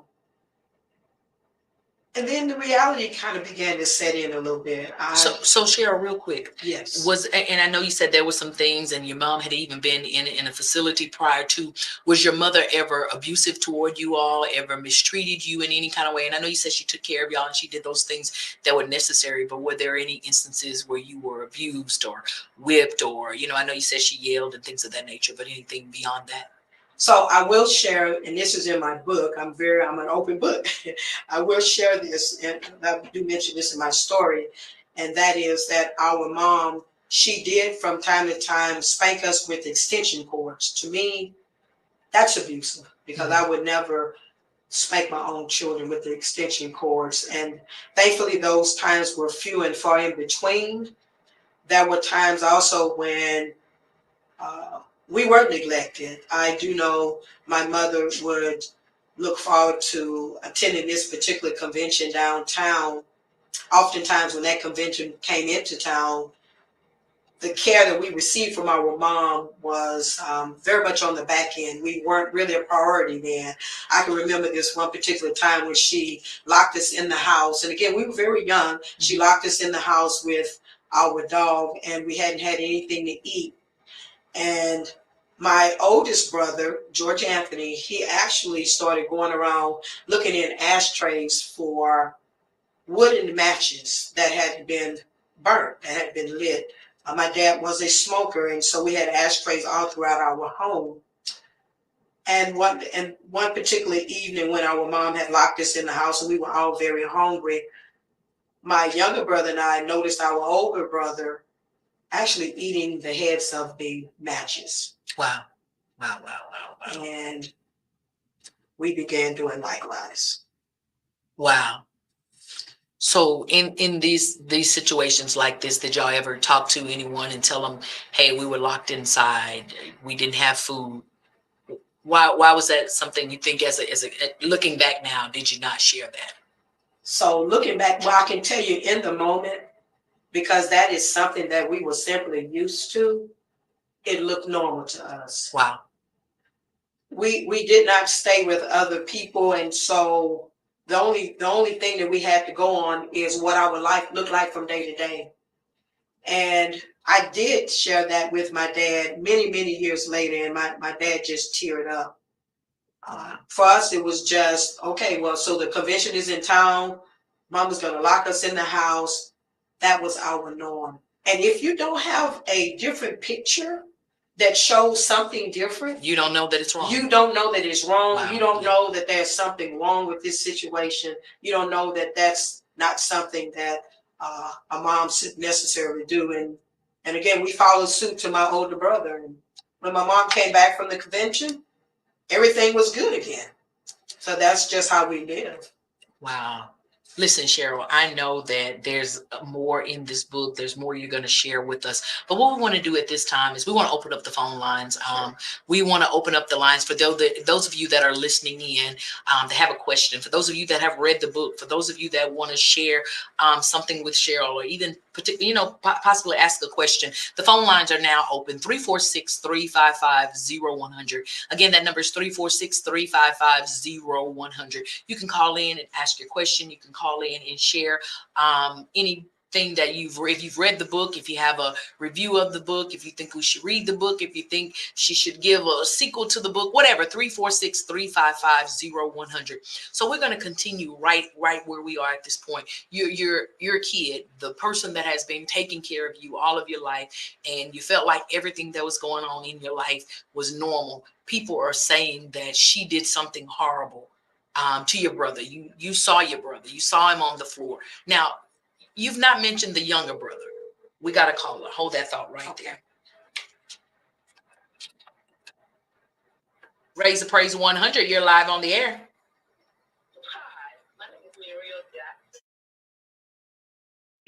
And I just want to comment on the story itself. I've read the book. Even though you've heard as much as you've heard, you might want to grab that book. Make sure you have a lot of tissue with you, because I know the person now, and I know all those 3 children that have gone through what that young lady has gone through in her family. It's a blessing to know that God is always in control. And I thank y'all for spreading that story, because I know there are so many of us that are living the same way with the same issue, not realizing that problems are occurring that we could put a stop to. So I just want to say thank you, Cheryl, for coming on. I want to thank you for having Cheryl on your program also, because that book is a true story of what's happening as far as mental illness is in families. And my family was a big family, and we had some aunts that were in the same predicament, and we didn't know that that's what was going on. Thank you so much for having her on. Awesome.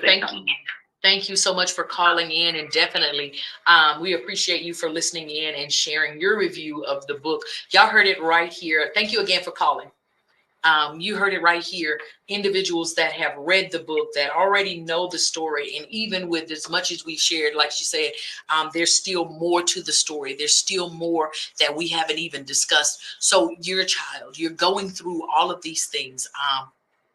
You're hearing this. You saw your brother. Where is your little brother, your younger brother? So my younger brother, I initially, of course, left him in the backyard. When the neighbor and I were standing at the edge of the driveway, I began to scan the droves of people looking for my baby brother. And I saw him. Someone had gotten him from the backyard. He was too little to actually climb the fence, but someone had gotten my baby brother.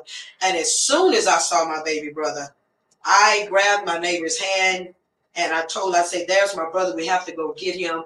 And we went and we got my baby brother so that he could be there with me. And my baby brother and I, we cried. Amen. We cried because we just did not know what was going on. We did not understand why all these people here. Why? Most importantly, why is George in the house? So my baby brother hadn't seen what I'd seen. And I think I was just so overwhelmed with, again, the conversation that people were saying and were having, the conversation that people were having, and all of the derogatory terms that they were calling our mother. And while it started sinking in, I still didn't want to believe it. Wow. Hang tight there. We got another caller here. Praise 100. You're live on the air. Hello. All right.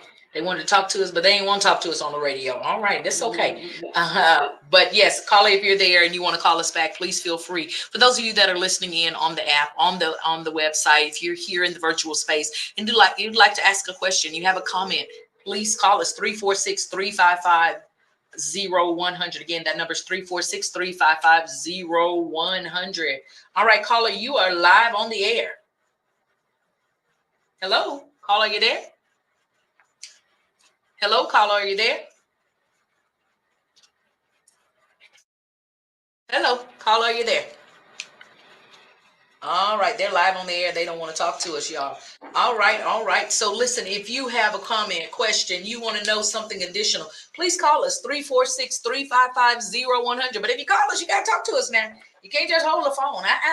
Call us, talk to us. So you're there, you're hearing all of the things that people are saying about your mom.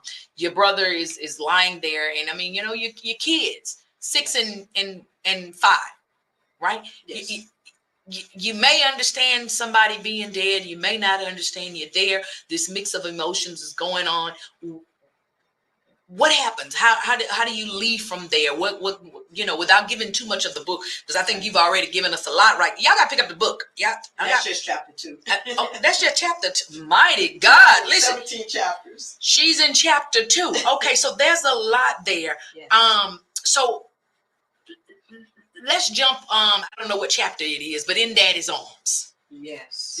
Take me to In Daddy's arms. Okay, so that's my 3rd chapter. That's so chapter. Oh, look at that! I didn't go too far. Okay, come on. So I will say, I want to address what you said. Yes. We were so young, and we did not know, I guess, the finality of death. We had never seen anyone die before. We had never been around anyone who had lost their life. We'd never gone to a funeral. I was 6. I knew something was wrong with my brother, but I will tell you that even up until the point where everyone was making these remarks about my mom, I did not believe that my brother was dead. I still thought we could help him. Somebody needs to go and help Georgia Anthony. That's why I was pleading with my neighbor. Please let me talk to my mama, because I wanted to tell my mother what I'd seen. I still, again, didn't believe that my mother had done what people were accusing her of doing. The police came, the paramedics came, and they, of course, put my mother in the police car. And we were still standing there with my neighbor, and police officers walked over to us, and they began to talk. So they had tried to contact my dad. My dad worked at Armco Steel. It was a huge steel factory. Back in the 70s, we did not have cell phones, and so it took them a while to locate my dad. The police officers walked over, and my neighbor was very protective of me and my brother, and the police officers, after asking her permission to speak with us, they knelt down to me and they asked me if I could go next door across the street, if I could go across the street and tell them who the little boy on the floor was. They wanted to remove my brother from the house because the crowd of people had become, well, let's say that the atmosphere was so tense. And they thought people were getting ready to tear up the neighborhood. Oh, wow. That had never happened in our neighborhood. And because of the tension, because of just, again, the way people were feeling and the things that they were saying and doing, they wanted to remove my brother from the house. Just imagine, you have all these people outside, and inside is a baby. He's 9 years old, he's on the floor, and his mom has taken his life. No one knew how to deal with that. I agreed to do what they asked me to do, and so they escorted me, my neighbor, and my baby brother across the street to our home. And they told me we're just gonna uncover his face, and if you know who the little boy is, let us know who he is. Well, I already knew that was my brother because I'd already seen him on the floor. Right. Once we entered the home, the police had to move our neighbors and strangers out of the way because there were just so many people everywhere. Once we got into our home, there were police everywhere. They were turning all kinds of stuff upside down. They were in our kitchen. I mean, they were just, I guess, looking for clues as to why my mom did what she did. We were escorted to the back of the room where George Anthony was, and of course we walked in there, and they did have my brother covered. I walked over with the officer. They uncovered my brother's face and identified my brother as George Anthony, and they covered his face back up, and then they escorted us back out. Not too long after then, my dad arrived, and they told my dad what they had done. They asked me to go and identify my brother. My dad, he hit the ceiling. Yes. I mean, it was just, it was more than enough to have the woman that he had married who he had children with, to have that woman, the mother of his children, take the life of one of their children. That was traumatic enough. But then to have his other two children actually in the room with his now deceased son, and to have one of his children actually identified, see his son's face. Yeah, it was not a good thing.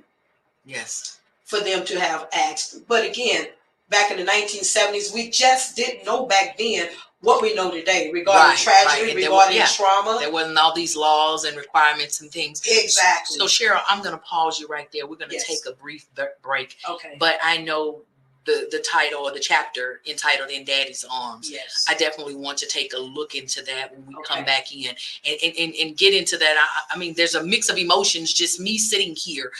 So a father, again, a husband, having been gone away, and even knowing some of the things that he knew prior to this tragic event on this no ordinary Sunday.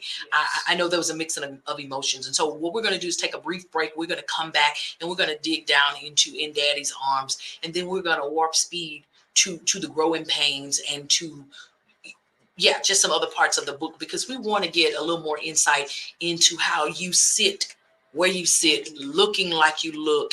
And she's already pointing toward the heavens, y'all. It's by the grace of God. But we'll be right back. Don't touch that dial. Keep it locked right there. For those of you in the virtual space, we want you to continue to type your comments and questions. And we're going to get there.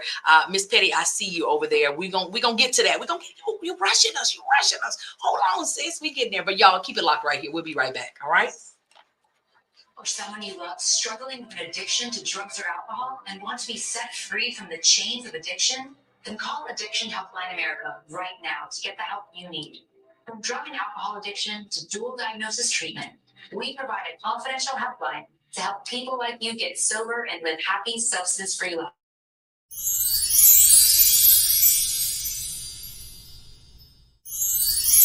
Y'all, I'm still here in Vegas, 38th Annual Stella Awards. Listen, I've been saying this name all day long. I've been counting down the awards. I've been back here in the Black Room, so I don't know what happened. Last night we had 2. So Cardi, tell the people how many we got. We still, what were we at? We had 3 now. I missed one. We got to rewind. I missed one too, so. But I got 3, man, and I'm so grateful. H-Town, stand up. We did it, y'all. I appreciate the love, the prayers, everything, man. I'm coming home with 3. Coming home with 3.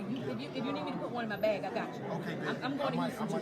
Listen, so Imprint still on the tour, correct? Yes. All right. Still on the tour. That's right. Where you headed to next? So the next city is July the 21st. Okay. Next weekend, and we'll be in Bakersfield, California. Bakersfield, California. Listen, y'all go and get your little old tickets. They got a sale going on one of them airlines. You can get your tickets, get to Bakersfield, and get there to the Imprint tour. I was there the first night, open up. Listen, front row. Listen, I fell out on the floor a little bit, and I got up and thought I could do some of them runs. So Zacardi, listen, I'm like a real fan, follower, supporter. You got a little run in you right now. It's a run challenge. Listen. Okay, one more time.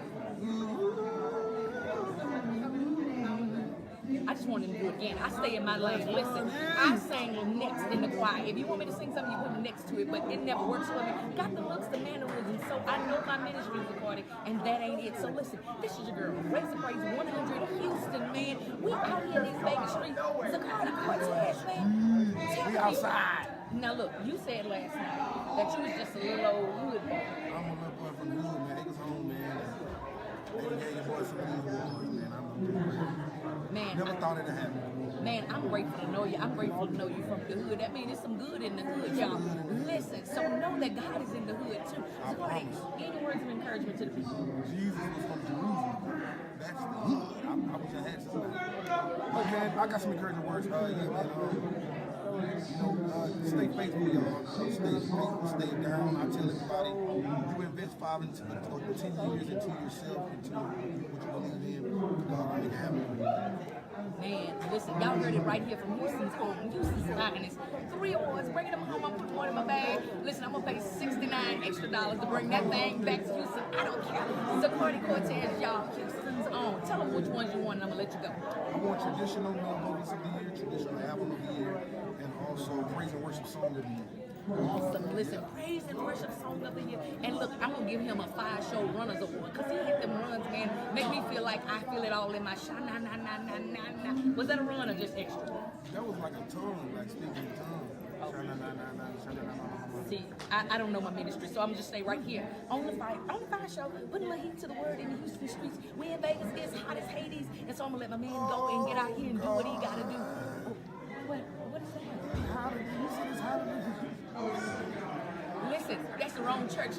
That's the cousin Peter coming out of him, y'all. He was about to give it to y'all. So we're going to get him out of here before he get in some trouble. He done got the 3 awards. We don't want him to. I'm going to take him if they try to take him back. So they ours. They going to Houston. They ain't getting him back. Nah, not at all. God bless you, Zacardi Cortez, y'all. Houston's on.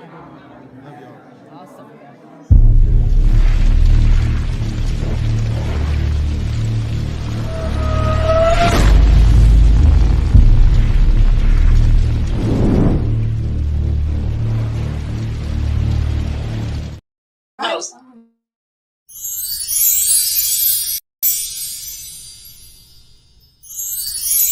Hey, listen, it's your girl Yielded, still here at the gigantic gospel explosion. Have the incomparable Leandria Johnson, y'all. She just came off stage, so I want to know if you can tell the people what your music means to you in the gospel industry. Oh wow, to me it means life, love, sharing, caring, giving, all of the above. You know, having to just be that light for somebody that's in a dark place at the times, you know. But hey, we all do this thing together. Yes. We all do this thing together. So what means to me is what means to everybody else. So if that makes sense. Yes, definitely. So one of the things I want to know, you know, when you get in this industry, you're out here, you're doing this thing for God, you get a big name. What's been one of the greatest struggles keeping yourself level? That would be the struggle, keeping myself level. You know, fighting this fight on a day-to-day basis, you know, but we're still here.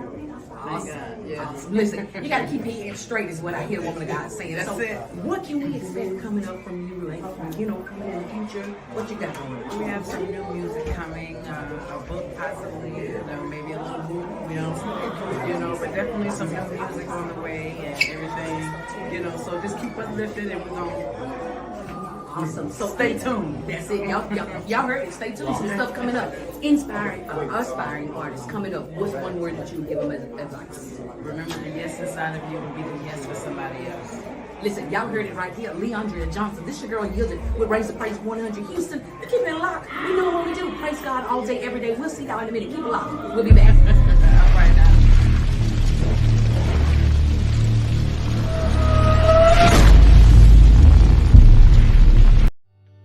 Are you or someone you love struggling with an addiction to drugs or alcohol and want to be set free from the chains of addiction? Then call Addiction Helpline America right now to get the help you need. From drug and alcohol addiction to dual diagnosis treatment, we provide a confidential helpline to help people like you get sober and live happy, substance-free lives. With one call, you can be on the phone with addiction specialists across the country who will guide you on the next steps to find the freedom and healing you desperately need. Call Addiction Helpline America at the number below. We provide a confidential helpline to help people like you get sober and live happy, substance-free lives. One phone call today can change your life forever. Don't wait another minute for that right moment to be set free. Take that bold step and call Addiction Helpline America at the number below or visit www.addictionhelplineamerica.com. Call 877-314-1645. Hey y'all, what's going on? Go ahead and like and share this video for me. We appreciate all of the participation, all of the comments. We appreciate all of it. We're going to get to some of those comments there. We're also going to open the phone lines back up for you to call in and to share with us. So don't go nowhere. Like and share. We want people everywhere to know about this stigma that we're getting ready to delve down into. We're going to talk about the stigma of mental health, mental illness, and we're going to talk about all that. So definitely share this video. Like and share. All right.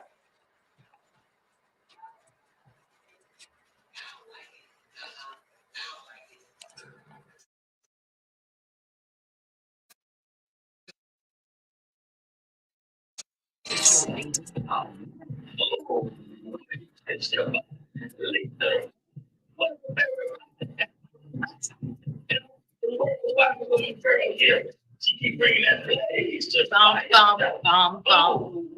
don't have your drop. You didn't send me your drop. Yep, you that's listening. Send me your drop. You hear that? That could be you on here on the radio. Send me a drop says I am Yielded, rocking with Yielded on the 5. Say your name though. From Houston, Texas. Send it to me.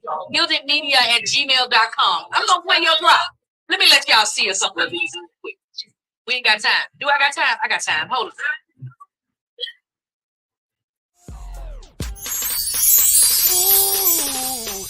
It's the Fiyah Show. Hey guys, Janice Harris here from Houston, Texas. H-Town, rocking with Yielded on the Fiyah Show.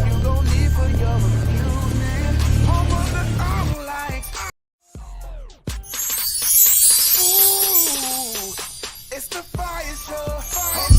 I'm your head digging Tuesday for South Louisiana. I'm hanging with you on the Fiyah Show. The Fiyah Show. I'm your head digging Tuesday. 100, doing what we do every Tuesday about this time, 4 to 7 p.m. We put a little heat to the word on the street. Hey, so keep it locked right here every Tuesday. Join us for all kinds of stuff, hot blazing topics, dedicated news, man, and just a little bit of humor, a little bit of laughter, because we are saved and silly. So if you're just now tuning in, shame on you. We've been here since the 4 o'clock hour. It's now 5:40. It's almost time for the I don't likes. I know y'all live for that, but in the meantime and in between time, share with your friend. Let them know where we are. Download the app. Put it on your phone. Take us wherever you go. Again, it's your girl Yielded here on the Fiyah Show. Welcome back, y'all. Just before we went to the commercial break, it was a little bit of God Blocked It by Kurt Carr and a little bit of information. We have in our studio here with us today, Miss Cheryl. Miss Cheryl, you all right? I'm good. I'm blessed. Listen, y'all, we had a little brief party while y'all was gone. I'm gonna tell y'all what we did and what we went, but don't worry about it. We was gone for a few minutes and now we are back.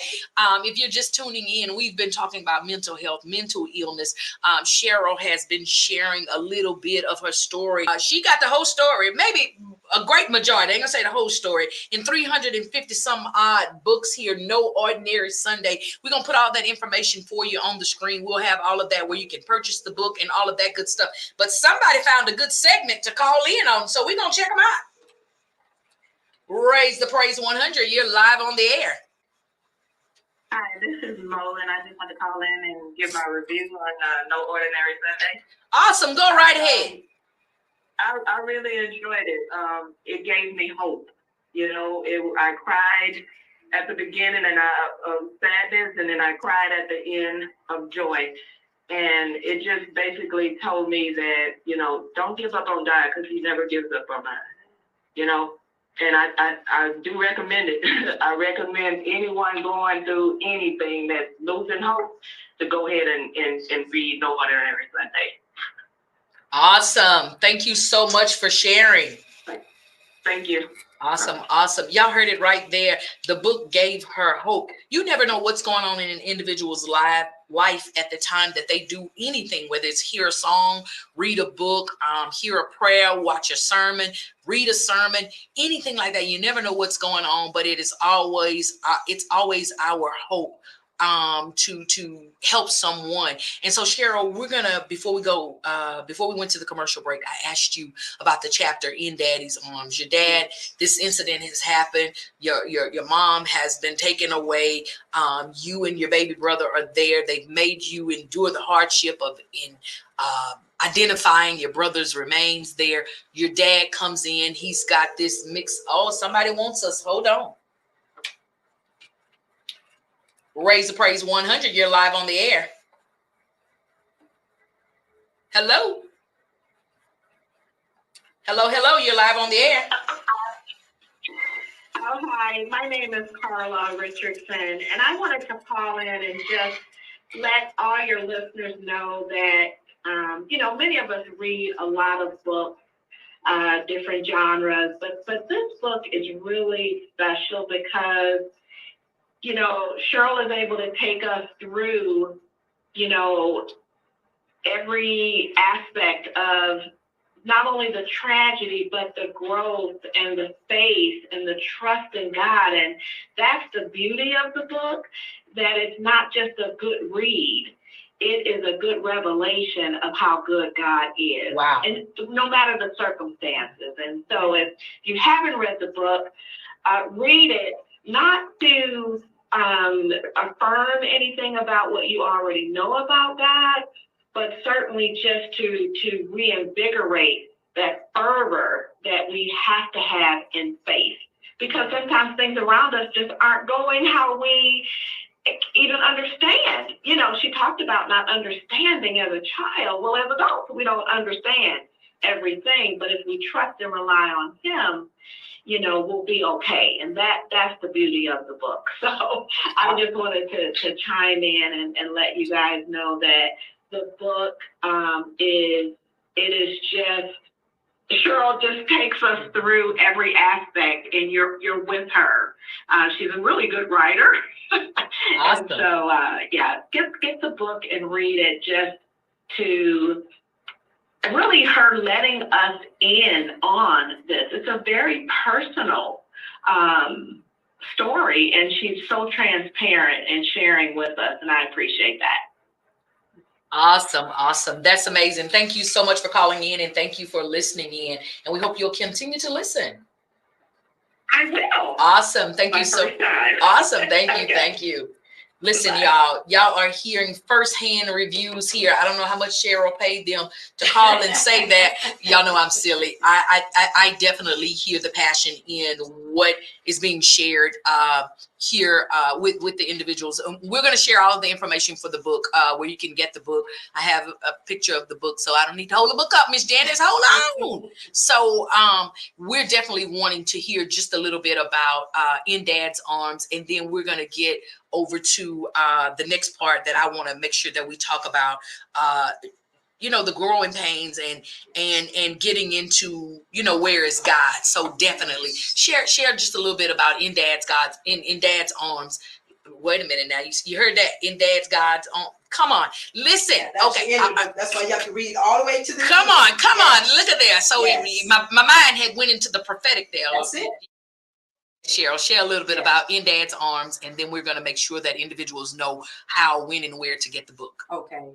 So In Dad's Arms, that's my third chapter, and the latter part of that chapter talks about the latter part of that evening, what that evening looked like after all of the people had left, after the coroner had left with George's body, after, of course, the police had left, and Mom was downtown now in the jail, and talks about how our family, our immediate family, was there, and for the first time it was somewhat quiet after the aftermath of what had taken place that afternoon. My brother and I, we were so very frightened, and our dad was all we wanted. My dad, and I'll speak even more personally about myself, my dad was just all I wanted. And I would like to read this. This is from the very last page of chapter 3. And at the very top it says, as hard as it was to fight sleep, I was too afraid to go to bed without Daddy. And then I talk about, as soon as Daddy lay down in the bed between me and Chris, I fell fast asleep. My eyes were so heavy and I couldn't keep them open any longer. Unfortunately, though, my sleep was short-lived from having a terrible nightmare about George and waking up crying. I jumped down. Grandmother began praying for me as she lay her hands on my forehead for the nightmares to stop. Daddy then held me in his arms and rocked me back to sleep. He quietly thanked her and Granddad as they returned to their rooms. Our grandparents had come into the room upon hearing me crying and screaming. Daddy moved me closer to him and held me tightly in his arms. His presence was my protection. In my daddy's arms was the safest place for me to be. Sunday, August 26, 1973 ended very differently than the way it began. Our brother George was dead, and our mother had been taken away, accused of killing him. Wow. this is a lot to hear, to take in. So I know it has to be a lot to share it and to tell it over and over and over. And you tell it with such passion and such, because it's your life, it's your story. And I mean, I still, see there's some emotion in it. I see that there is some points that you kind of have to grasp and get gain your composure. But as you started off at the beginning, you started at the back of the book and you talked about the healing. Yes. You talked about you're in a healed place. And this is how many years later? Honestly, this is almost 51 years later. Almost 51 years later. Yes. You sit here, had I not had a little synopsis of the book prior to, I wouldn't have known any of your story. Had I not, no ordinary Sunday based on a true story, tragedy. I would have never looked at you and thought that this was your childhood. I would have never looked at you and thought that you witnessed something so traumatic. There's a chapter in the book entitled Growing Pains. Real briefly, because I'm one of them, I don't want you to spoil nothing for me. Don't post on social media what's in the book. Don't post the movie and how it's going to end. I don't want to spoil it, but I want to know the growing pains. Yes. Okay, so don't give them too much, Cheryl. Okay, I got to sell this book now. I will not give them I'm going to sell the book in a minute. Mm-hmm. Okay, I will say growing pains represented probably the most normal part of my life at that point. So we arrived at a place where we began living with our grandparents, our dad's parents, and they began taking care of us. They were responsible for continuing to raise us. Our dad was very much a full-time father. While he still worked full-time, every moment he had where he had a stretch of time to be able to spend with us, my dad did that. But he really entrusted our grandparents to oversee and make sure that we were receiving everything that we needed to receive. So Growing Pain talks about my being tall and lanky. I looked like a boy. I was called a boy so many times. I went through so many very awkward stages and phases of life. All just a part of growing up. Many of us have gone through those times where, we just didn't feel the prettiest, and we didn't feel like we were the most popular or the ones who were really, wanted by others to be friends, chosen by others to be on the soccer team or the basketball team. We were kind of like the last ones to be chosen. And so Growing Pains for me represents that time of life. But it was such a very, very crucial, very central time of growth for me, because through my growing pains, I began to grow into the woman I am today.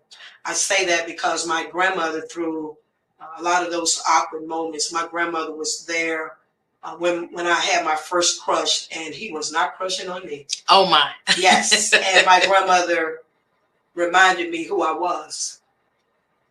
In the third grade, that was very important for later on, when I was approached by someone who was trying to force themselves on me, and I had to stand up and fight for myself. That was very important, because later on in my life, I absolutely had to fight.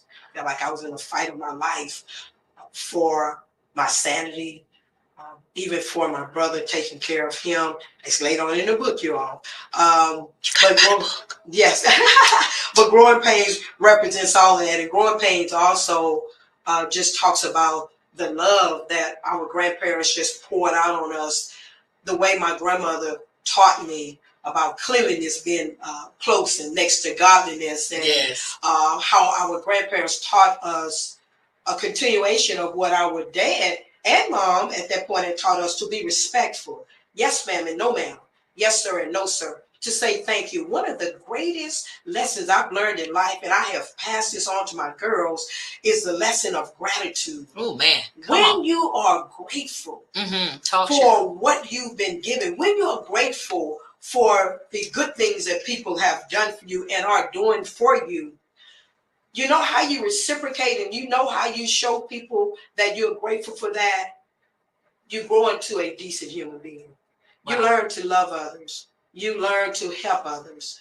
You also learn to be kind. You learn to be respectful. You learn to not be judgmental. One of the greatest lessons also that my grandparents taught us was that life didn't owe us anything because of what our mother did. So we didn't get out of jail cards, if you will. We didn't get special treatment or privilege because of what happened in our family.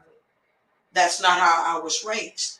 I was raised to, you go to school, you make the grades, you do your work, you do what you're supposed to do. You don't get any type of leniency because of what your mother did.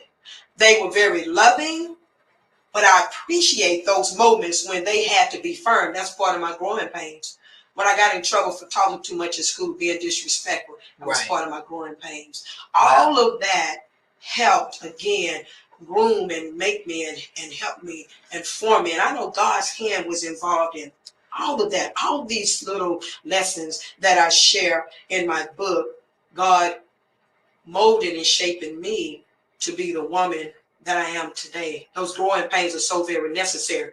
Do they hurt? Yes, that's why they call growing pains. But are they very beneficial? Yes, because at some point, the pain doesn't hurt anymore because you've grown beyond it. Wow. So Cheryl, I know everybody is hanging on the cliff here, but we don't want to share too much more of this book because we want you to pick this book up and we want you to purchase this book. We want you to read this book. It is a testimony.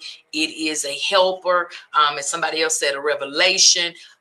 Basically giving you hope is what somebody else said. So we want you to get this book and we want you to get it in your hand, not necessarily for the monetary gain, but for the gain of insight, the gain of knowledge. Listen, I read in my Bible, it says that people are overcomers by the blood of the Lamb and the words of our testimony. And it just so happens that Cheryl's word of testimony is in this book. So Cheryl. Yes. Yeah, I do this on the show every now and then. It's like speed questions. Yes. And just one word answer. Sure. So your mom was taken away and you never saw her again, correct? Incorrect. That's incorrect. Yes. Mom came home and you didn't have a relationship with mom, yes or no? No, that's incorrect. So y'all, this is in the book. Y'all, you want to know these things in the book. You want answers to these questions. You got to pick up the book. Now, I want to go back to a question that was dropped a little bit earlier. I read it, but I didn't want to share it at that point. But at some point, because I'm looking at you, and I've said this a couple times, you said it already out of your mouth, but you don't look like any of this story. You don't look like this unusual Sunday. Somebody asked the question and they said, it was actually Nancy. She said, I've read the book and I've known Cheryl for over 20 years, but I've never asked, how long did it take for you to forgive your mother? Because I know it's someone out there struggling with forgiveness. How do you forgive someone for such an act? Don't answer just yet. Okay. Don't answer. Hold on. Okay. I might make y'all read the book. Did you put a time in the book? Did you say 50 days, 50 years? What did you answer that numerically in the book? Not numerically. Okay, but I did answer. Okay, she did answer. Yes. Should I share it? Should I let her answer the question, or should we get the book and you find out in the book? Okay, I ain't gonna be that ugly. I'm gonna let her answer the question. But there's a chapter in this book, and I don't typically do this too often, but there's a chapter in the book, and it's actually entitled "Where is God?" Cheryl, yes. You ain't know that I'm a spoken word minister.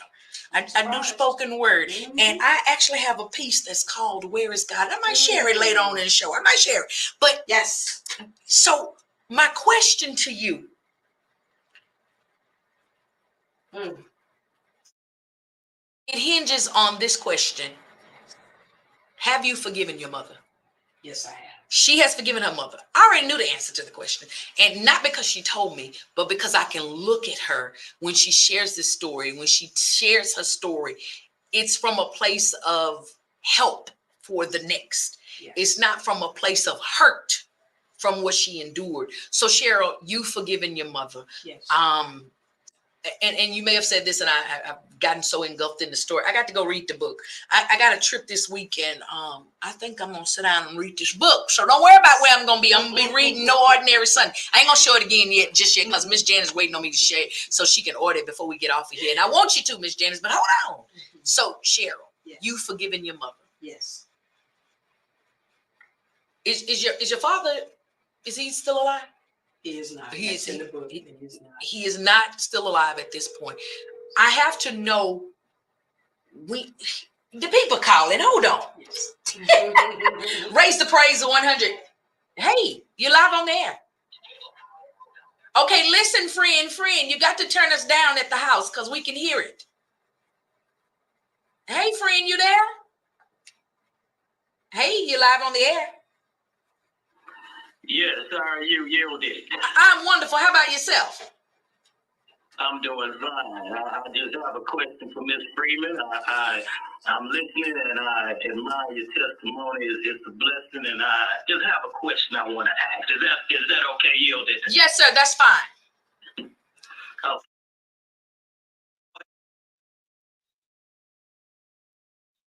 As a child, how has that affected you as a parent for us dealing with your children or with your kids when they were younger?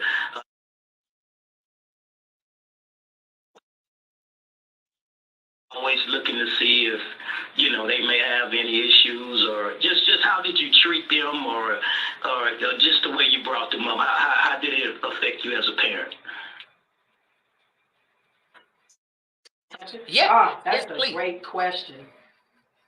Can you call her? Can you hear her loud and clear? Yes. Okay, go ahead. Okay. I just want to make sure you can hear. Go ahead. That's a great question. Thank you so much for that. My experiences as a child, the trauma that I endured through, absolutely impacts still to this day my role as a mother.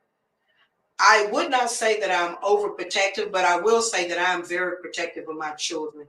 I will say that because of the experiences that I had with my mother, I do make sure that if I see anything going on with myself, let me say that first about with myself, if I see that, I need to go and talk to someone, if I'm wrestling with something, I'm such a huge proponent and advocate of therapy.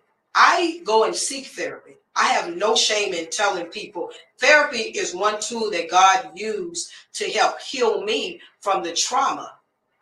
We can't overcome trauma and tragedy. It's a process, but there's hope for healing. That's one quote that I love to share with others.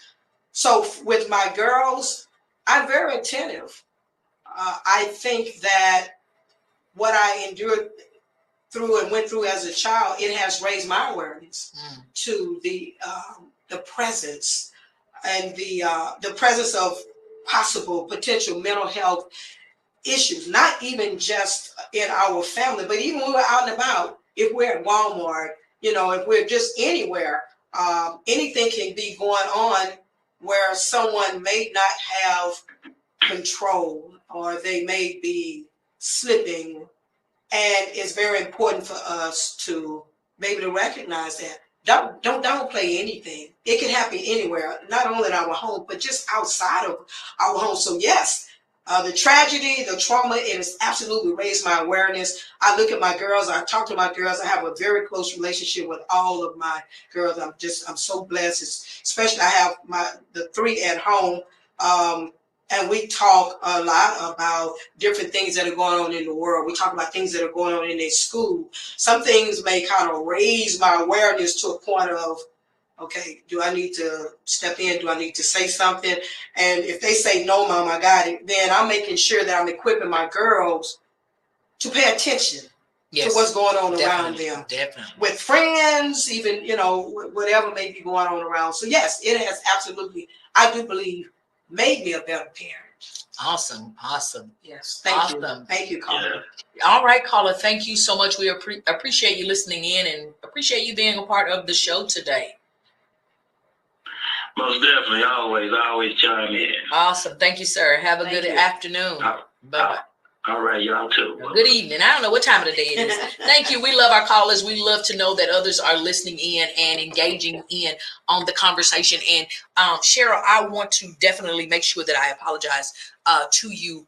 It has nothing to do with the show, but the title that is hinged to this live is next week's show. Mm-hmm. So I offer my apologies to you because it if you see the title on there, it looks.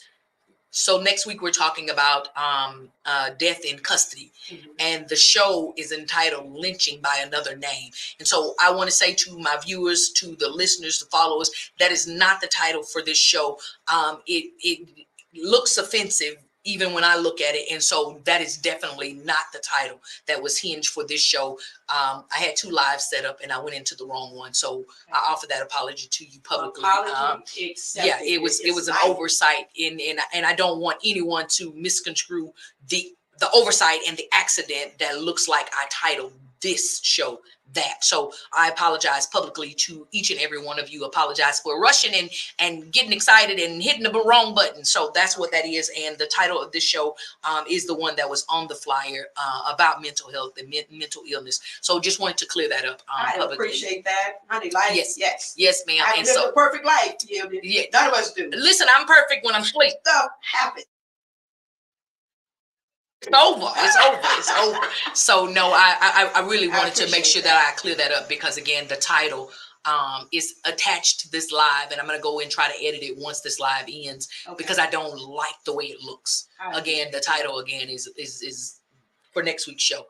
But yes, ma'am. And so y'all, it's important for me because my personality is kind of wonky. God made me like this, but I want to ensure that no offense is taken. Nobody looks at that and say, why would she title that? It was a mistake. It was a mistake.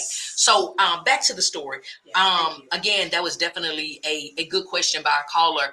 How has it affected, your parenthood, your mothering and nurturing of your children? And I want to, you already tapped in on it. And I said something about it earlier, that there's a stigma.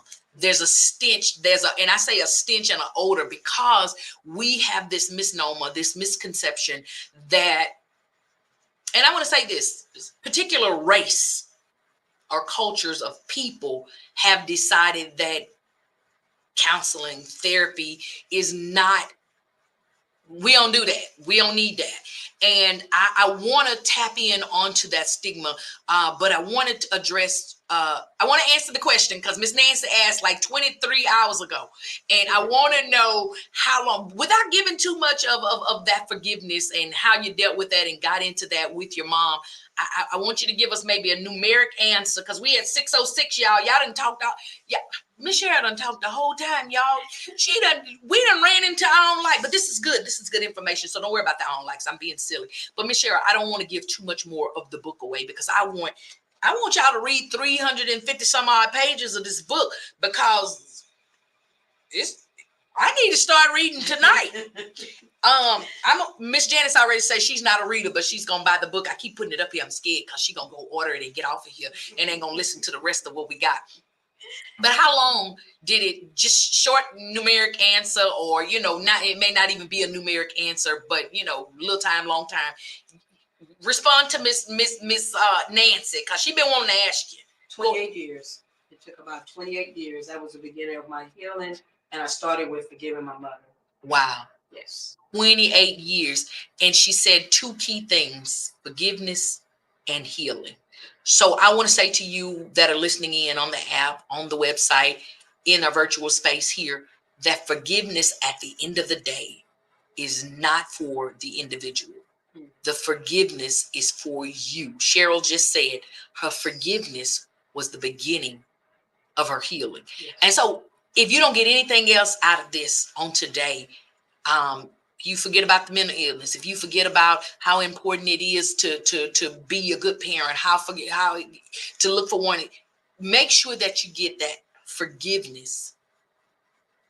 Forgiveness is for you, the individual, not the person that you need to forgive, not the person that offended you, not the person that made you feel or did whatever. It is for you. So Cheryl, you're here today. And I have a flyer over here that said you've been out in Webster at this church. Shout out to Miss Doris. Hey, Miss Doris. Shout out to Pastor Love out there at Praise Chapel. Yes. Hot dog hallelujah is what he said. Yes, it is. Oh my God. See, that's what happened when you talk about people behind their back. Then it come out and you get tickled. Pastor Love, I'm sorry I've been talking about you saying hot dog hallelujah. That is funny to me and I love it. And yeah. But so you're sharing your story. You said you shared that y'all. This was Sister Cheryl's first radio interview. See, y'all don't know when to clap in this church. Y'all should be clapping for Sister Cheryl. This is her first radio interview, and she's sitting over there like a champ. And look, Miss Doris over here. We just got to talking about her and her pastor. I didn't even know you were still here, Miss Doris. Hey, Miss Doris. So you gotta be careful when you talk about people that show up. But this was her first radio interview, and I know and believe definitely not the last. And I believe the insight, the testimony, the revelation, the blessing, all of those good things that are compiled in these 350 some odd pages are going to, hey, shout out, man, listen, are going to be an inspiration to other people. And sharing this book, this message with people is going to reach the multitude. It's going to go big. It's going to go wild. It's going to go crazy. So, and I believe it's because it's God's work. So I want to share this book with you. I'll shout out to one of my radio colleagues, Mr. Anderson, Dalton Anderson, all the way in New York City. Man, listen, Dalton, you need to get Cheryl on your show out there. I'll go. I will go. Listen, she done quoted your scripture. Send me, I'll go. That's what the word of God says. But I want to stick this book up here because I want to make sure that everybody has an opportunity to get this. I'm gonna stick this picture up here too. She was out at Praise Temple at the Singles Ministry. My testimony, no ordinary Sunday, and she was a guest speaker out there, y'all. That already happened on March the 9th, and now she's here with us today, and she's sharing a little bit of her story. No Ordinary Sunday by Cheryl Battle Freeman. You can grab this book. You can get this book. As a matter of fact, I beseech ye, brethren. And I ain't gonna say God said it. I'm saying it. Grab this book. Get this book. And listen, I'm dropping the website right there, noordinarysunday.com. Yes. You can grab this book from there. Are you on Amazon? I am on Amazon. However, if you order from my website, I will send you an autographed copy of my book. Y'all heard it right there. Go to noordinarysunday.com. No, N-O. Ordinary, ORDINARY, Sunday, SUNDAY.com, noordinarysunday.com. Order your book there. And I'm going to say this, I'm going to drop this plug. Order it from there because then Amazon can't get their part out of it. And she get all of the money for her book. How about that? Go get it from noordinarysunday.com. Grab the book. She's going to send you an autographed copy. I already got mine. I already got my book. I got my book last Tuesday, y'all. Let me tell y'all how this works. Let me take this down so the people can see my face. Hold on, because I got the book up there. This is the book. Y'all see the book? Okay, hold on. Let me get this off of here. Hold on. Y'all wait. Y'all slow down. So I already got my book right here. And look, let me show y'all my book inside here. Y'all on the radio, y'all can't hear it. I mean, see it. Y'all can only hear it. But y'all hear the pages? That's 350 some odd pages. But my book is already autographed, and she left me a little note in there. God bless you and the Fiyah family for this glory, for his glory. Cheryl Battle Freeman. I already got my book here, y'all. So I'm saying that to say that if y'all want to start reading No Ordinary Sunday with Yielded, go ahead and go to noordinarysunday.com. Pick up your book. This is a book that I know is going to be or continue to be a blessing to many people because, again, it's a story in here. Mr. Dalton, all the way in New York City, says to send your information. So you done got booked out in New York City to share your story and your testimony. And again, it is, Mr. Anderson, a testimony of a family growing up in a house, or children growing up in the house with a mother that suffered from mental illness, and one of the children lost their life due to the mother, at the hand of the mother. And Cheryl is here. Mother had a plot and a plan to kill all of the children, all three children, and the husband. Okay. And herself. And herself. Yes. And so this story, again, is a testimony, and Cheryl's still sitting here today, shows the grace of God and how merciful that he is. I know Cheryl shared a little bit about her mom telling other individuals about what she was going to do. She had already done some things, poisoned the dad on his way to work, but the dad was able to come home and was able to live and to continue to take care of the children. Don't know what she had done or if she had did anything to Cheryl and her younger brother prior to this. But Cheryl, we want to tap in. Oh, somebody, you better prophesy over here. Somebody say, here comes the movie. Hallelujah. I've had so many people. Thank you. Thank you. I've had so many people say that. Thank you for that. Let's pray. That's it. Let's get this out here. Share this video. Listen, Mr. Anderson, don't purchase it from Amazon. Look right there, scrolling down there. He said he on Amazon right there. There's a website, noordinarysunday.com. Purchase it from there. She's going to personally autograph it for you, and it's going to come directly from her, so that way Amazon don't get none of her money. That's what I said. We don't want Amazon to get her money. Y'all know I'm about the people. This is entrepreneurship. This is artistry right here. This is buy it from her website. Yes. And there's information there about also me, my biography, and if they want to know more about our story, it's there.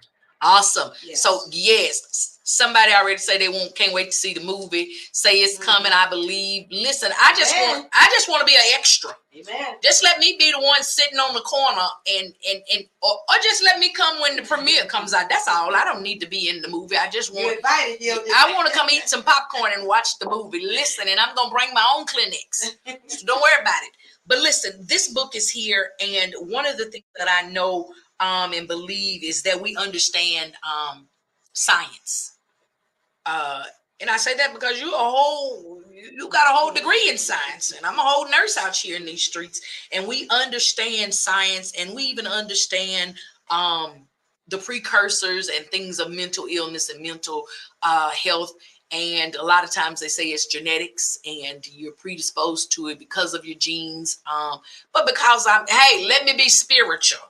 But because I know God, and we know those spirits do transfer, but because I know God and I know how merciful he is, and I know that he can, will, and does do anything that we need him to do. Yes. Cheryl, I want to talk real briefly about, you said that you yourself have sought out counseling and therapy, and you do see a counselor and a therapist. There's a misconception. There's a misnomer. There's a stigma as us, as a people, and I say us, a lot of people, but particularly our brown and black people feel that mental illness or even seeking counseling, because back in the 70s when this was going on with your mom, mental illness, so to speak, was not a thing. It wasn't a diagnosis code. It wasn't something that they said they just, something the matter and something happened and then there's that. But now we have all of these different categories and classes and diagnosis codes and of mental illness. And I mean, it's a barrage of them. But we feel like that don't happen to us. We feel like that is not what we do. Mm-hmm. So as someone who has endured this, as someone who lives this daily, how would you try to break that stigma, or how would you speak to that stigma? Yes. I guess that's what, go ahead. Okay, so I'll start by, this is something the Lord gave me when I was thinking about, so what am I going to share with the audience, and also a greater revelation for me regarding the work that God has carved out for me to do. And he gave me this simply: address the issue, silence the stigma. So typically what we do is we reverse that. We will try to silence the issue. We won't talk about it. We'll brush under the rug. We don't want to acknowledge it. We put it on the back burner. And instead we bend, or we are actually addressing the stigma, because we're bending to it. We're bending to the thoughts and those mindsets that, well, if you go and seek help, that, everybody's going to think you crazy. Nobody's going to want to hire you. Nobody's going to have anything to do with you. Nobody's going to want to date you because you're going to be labeled. You're going to get this black mark on you because we use those words crazy and, elevator don't go all the way up to the top, and so many different parts of mental illness, seeking help being a stigma. We just buy into that. We play into that. What I'd like to say is this. My brother and I, when we were going through our entire family, no one sought any type of counseling. When I wanted to talk about the tragedy and what happened, I was quickly hushed. Our tragedy was treated as a tabooed subject. When I didn't receive the word. I was actually being nosy and overheard the grown people talking about my mom being released from the mental state hospital. That caused so much anxiety and fear. And I was just 8 years old, going on 9 years old. She actually stayed in the mental institution for 2 years for taking my brother's life. And when I heard that, I immediately became very fearful, because the first thing in my mind was she's coming back home to finish what she started. Because by then I knew my mom did kill my brother. And when I began to act out, and I drew this picture in my favorite teacher's classroom, I wanted her to talk to me, but instead she took up my picture and she gave it to my auntie, who was taking care of us at that time, helping our grandparents. And I received the worst scolding of my life. Wow. I received the worst scolding. And so what that did for me is that caused me to just shut down.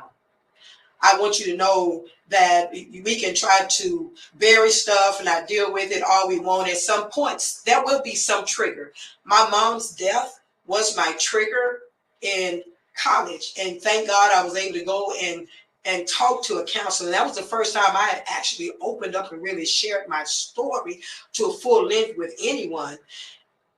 Her response to me was, "Sure, you are a survivor. Do you know that you are a survivor?" I needed to hear those words because I was really going through, and I'm not going to even give this away, but there's something even not as bad as what my mom did, but something very bad that also happens during my story. You guys, you get the book, you'll read that, but that caused me a lot of anxiety.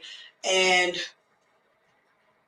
just being able to sit and talk to someone, that really helped me tremendously. But that wasn't the end of it for me, because after I fell in love with Jesus, the night I fell in love with Jesus, and he brought all of this back to me, because my mom thought God had forsaken her. And at one point, I too began to feel that way, that God had forsaken our family. Why would he allow so many bad things to happen? He doesn't love us. He doesn't love me. He doesn't care about me and my family. And when I fell in love with Jesus, when I met Jesus, and God took me back and showed me all the time that he was there for us, how he did not forsake us. The word tells us God has promised to never leave us nor forsake us. We can depend on his promises. You can take it to the bank. I'm telling you, God's promises stand, whatever God says. And so that was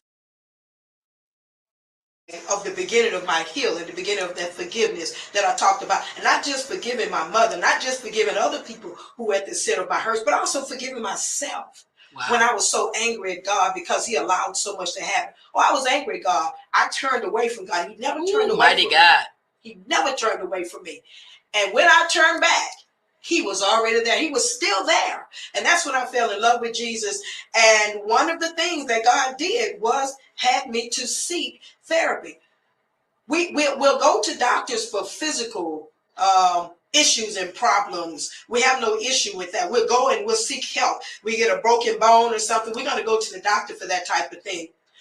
God tells us in his word that he wants us to be whole all over in every area, not just physically, but mentally and emotionally. So God desires that we be whole. So when we have issues, challenges with our mental health, we are to seek help for that. We have, again, these stigmas that they are tearing our communities, they're tearing our families, they're tearing individuals apart. Because we continue to bow down and bend to the stigma, and we refuse to go and get help, seek help for stuff that has happened way back when. There are so many people walking around with masks on, and so many people walking around with these deep-seated hurts and wounds. And they can't tell anybody about what happened to them for fear of how people are going to, or how people might reject them, how people might respond to them. But at the end of the day, my question to everyone, because I had to ask myself this question, the pros and cons, would you rather live a healthy life mentally, physically, spiritually, and be who God has created you to be? Or would you rather give in to the naysayers and the soothsayers and to the stigma and walk around just bundled up and walk around in strongholds and walk around bound because you are ashamed to tell the truth about what happened to you? You're ashamed to tell the truth about how you're feeling and what you're going through and what you're dealing with. God gave us therapists. He gave us psychologists and psychiatrists and counselors. Why? To help us. And it's not like God just lets us go and then we're on our own. God is right there with us. And he knows what you and I deal with. He knows our hurts and our wounds more than we do. He knows the root causes. He knows why we act the way we do, sometimes acting out. And God wants us to live a blessed, fruitful, healthy life. And if that means going and getting help, seeking therapy, that's what that means. There's no shame in that. Wow. Acknowledging that we need help is not a sign of weakness. It's a sign of courage. And that's one of the courage. Definitely. And Cheryl, that is one of the places that in our households as brown and black people, and I know definitely black people because that's I'm one of the we've always taught that what goes on in this house stays in this house. And for the fear of forsaking or going against that rule, a lot of times things like this were not told. A lot of times things like this were overlooked because nobody was dealing with the issues. Nobody was speaking out and saying there was an issue. And so I believe, again, if you've not heard or seen anything, man, this is definitely what we want you to grasp. And I'm going to drop this number here, 988. Y'all know 911, but 988 is the mental health or mental illness crisis line, suicide prevention line. You can call that number or you can text that number, 988. We need to make sure that just like people know 911 and 411 and all of these other 211 helplines, that we know 988. It's an opportunity, place, space that you are able to call and talk to someone immediately, instantly.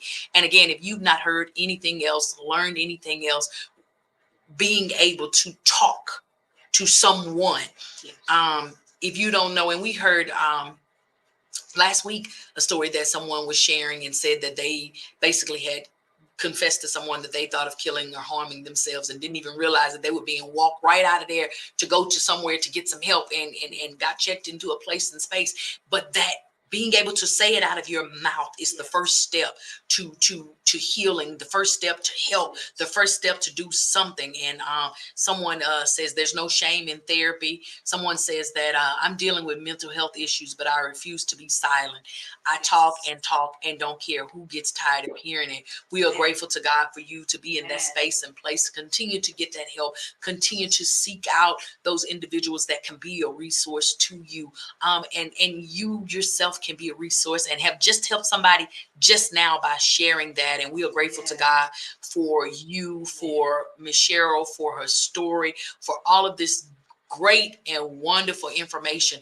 I'm getting text messages over here. My phone is on silent. It's actually on do not disturb, and I typically don't even check it and while I'm on here, unless I'm talking to my boss man, because he typically texts me and tells me different things. But somebody said this is so sad yet so helpful. Somebody else said that this sad makes them cry, and possibly my family member could have been enduring some of the same things and we didn't know. So I don't know if that family member is alive, but they said could have been. So I'm reading this that maybe something is already transpired, but this doesn't have to be, y'all. We can continue to have the Cheryl Freemans of the world and share these stories like this. As you said something so profound. You said, talk about it. What was the exact quote you said? Share it, and what did you say? So I said address the issue. Address the issue and silence the stigma. And silence the stigma. Yes, let's do the opposite of what we typically do. Definitely. Yes. That is an amazing. Mr. Dalton said he's got to go. He's out in New York. We're gonna get you booked in New York so you can share. Mr. Dalton, I don't know if you're still here. Is she flying out or is she coming? Mr. Dalton, I'm in New York this weekend. I gotta reach out to you. But Cheryl, we gonna fly. I don't know. We're gonna get you on Mr. Dalton's show. And I'm gonna go back up to this comment he made earlier. And y'all know me, I can only stay serious for about 2 seconds. Then my face gonna turn as red as my hair, and then my nose is gonna turn red and blink like Rudolph, and then I'm gonna be in here crying. And I ugly cries every time I cry. I ain't never a pretty one.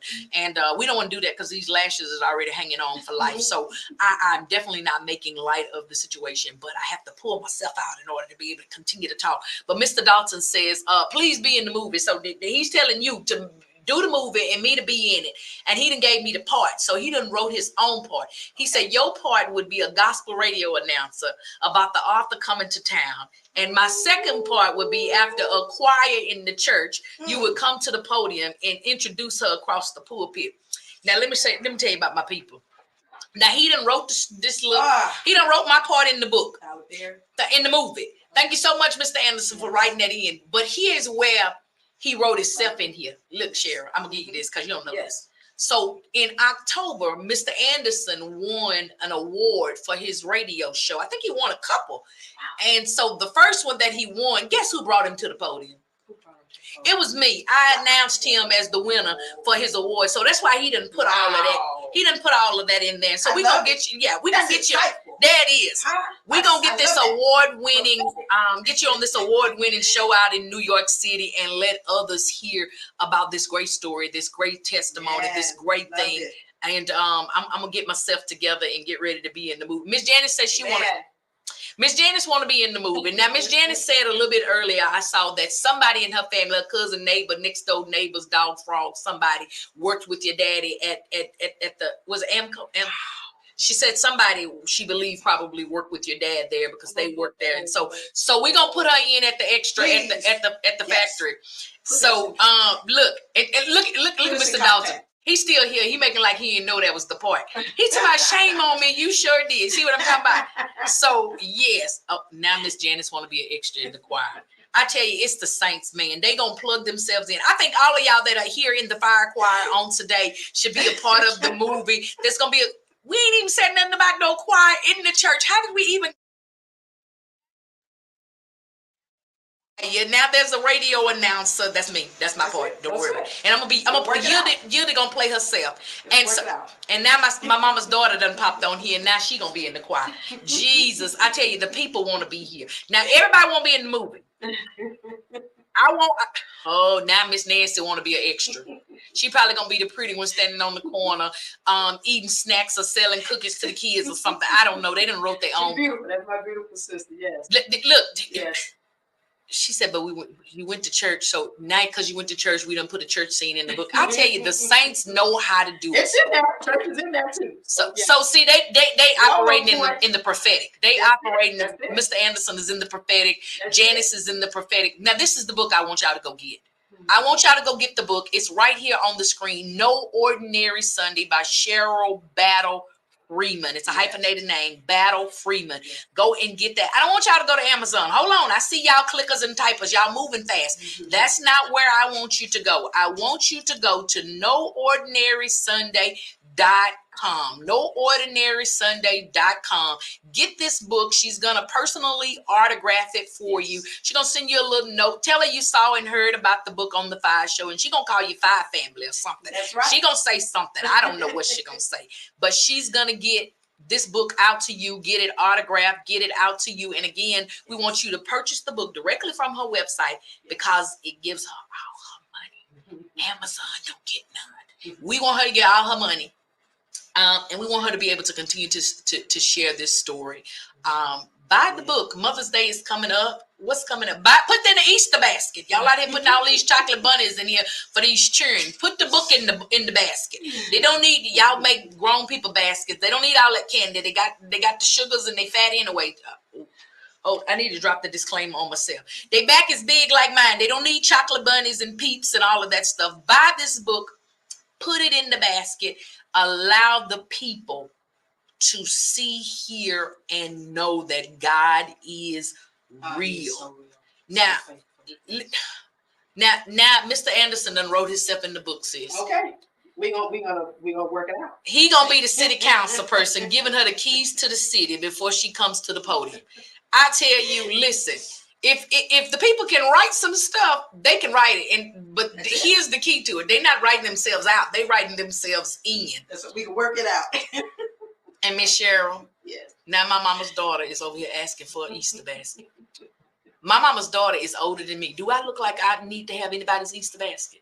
So if she's older than me, then she ain't supposed to be having nobody's Easter. Grow up. Get your life, lady. Listen, quiet as this kept, I just stopped probably the last couple of years making my boys Easter basket. My oldest boy is 25. And listen, that 16-year-old be looking funny.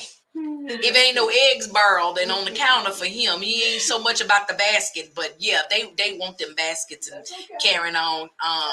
Mr. Dalton, we gonna get you an Easter basket too. But I'm gonna reach out to you. I'm in New York this week. I get that Friday, so I'm gonna reach out to you. Look for me.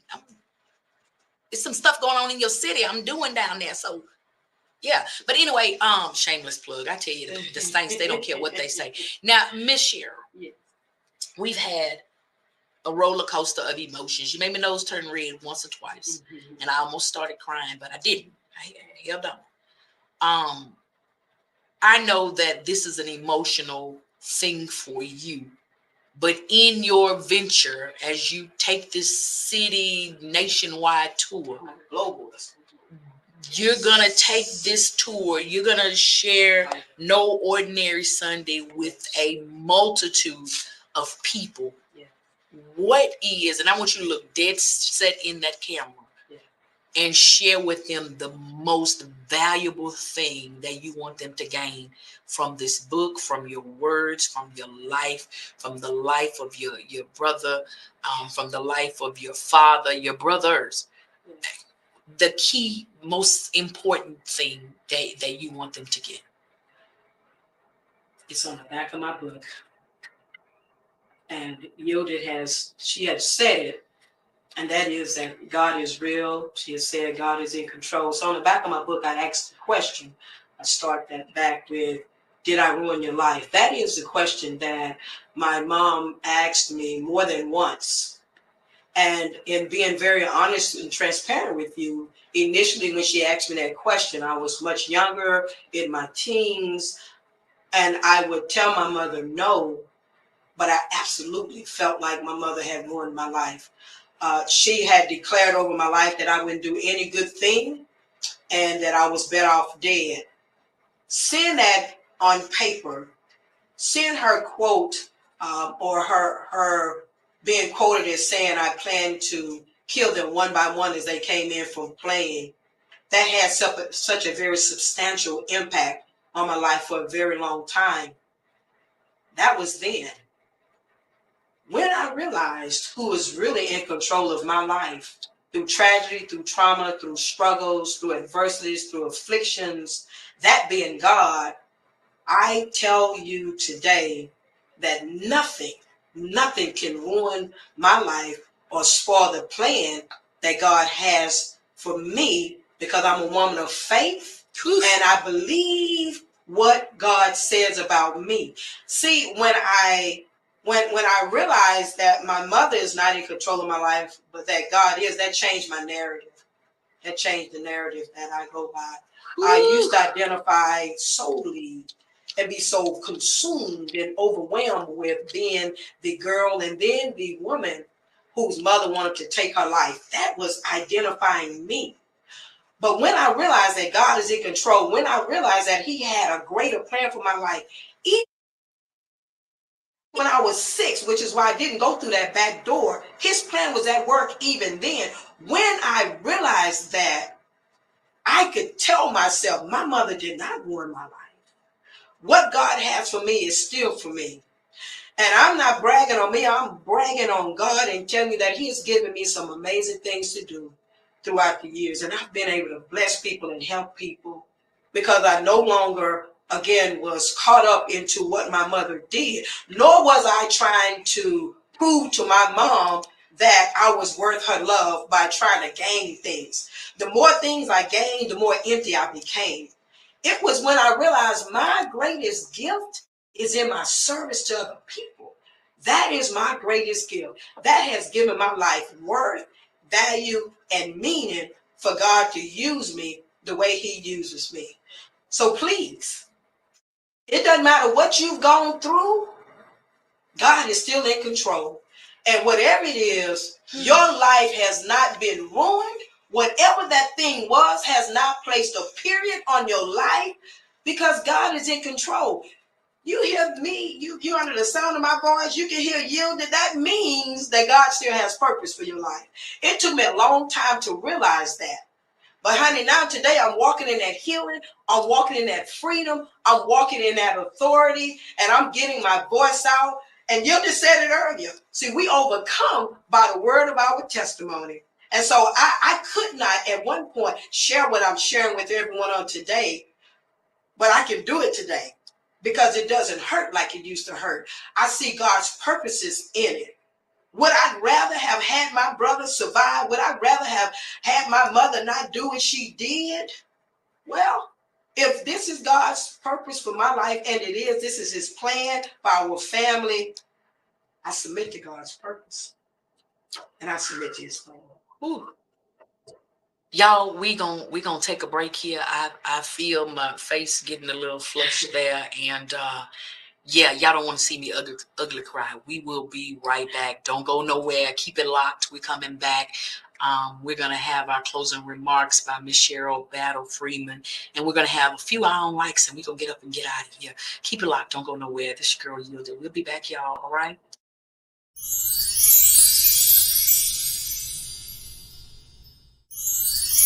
Listen, y'all, I just made the best mistake ever. Mrs. Morgan Turner is standing right here, but we're going to be interviewing Mr. Morgan Turner. So tell us a little bit about who you are, sir, and what you're doing. I'm just a young guy from Baltimore. I was blessed to be able to be the producer for Zacardi Cortez's Imprint album. And literally, we just won 2 awards last night for Praise and Worship Song of the Year and Traditional Male Vocalist of the Year. So I'm just honored to be here and honored to be making impact in gospel. So did y'all hear that? Zacardi Cortez, H-Town's finest, y'all. So this is Raise the Praise 100 Houston. He didn't know who I was. I didn't know who he was. So we brought 2 of those things home last night, y'all. So listen. 2 of them. How many more are we nominated for? We nominated for another 3. So we looking for 5 tonight, y'all. So we got 2 already. If you can do the math, 2 plus 3 is 5. So we're going to get the other 3 tonight. So Morgan Turner, tell us a little bit more about what we can expect in the upcoming future. We can definitely expect the Imprint tour to keep going on. That's going to keep going on until September. Definitely looking to produce more artists that are coming up in gospel and that are true to themselves and just are okay with doing gospel. You know, it's a great thing. We just going to say, Lord, do it. Yeah. Do it for Hey, listen, this your girl Yielded. We're going to keep it locked right here. We're going to let them keep moving. They got to go in there and get number 3, 4, and 5. And so we're bringing them back to H-Town. Y'all know 713-281-832. We coming back. Okay, we bringing it back. Anything else? Nope. Thank y'all so much. Thank y'all for all the support for Imprint. Keep downloading it. Keep streaming it. Tell us what your favorite songs are. But all we can say is the Lord is doing it for us. That's it. And I have got to say something to my sis because she's killing it. She's giving and giving and giving. The dress is dressing and giving. You hear me? Come on, sis. Thank you. Hey, if you can't say nothing, just say thank you. All right, thank y'all so much. Thank you so much. Bless you. Thank you. All right, y'all have a good time. Listen, they're going to get 3, 4, and 5. It's your girl Yielded. Keep it locked here. Raise the Praise 100 Houston, where we're praising God all day, every day. It's your girl Yielded. We're out.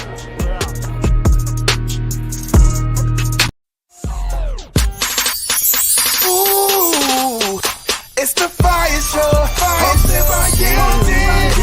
Turn up the radio if you feel it. We gon' talk, we gon' laugh and hear music.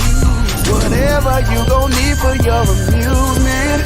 Home of the likes, telling the world we're tight. All right, y'all, I'm going to let y'all hear a little bit of this because this is for me. God is. Antoine Hill.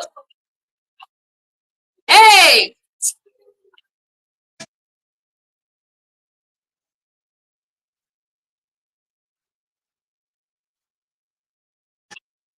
hear it again. Oh, take it up.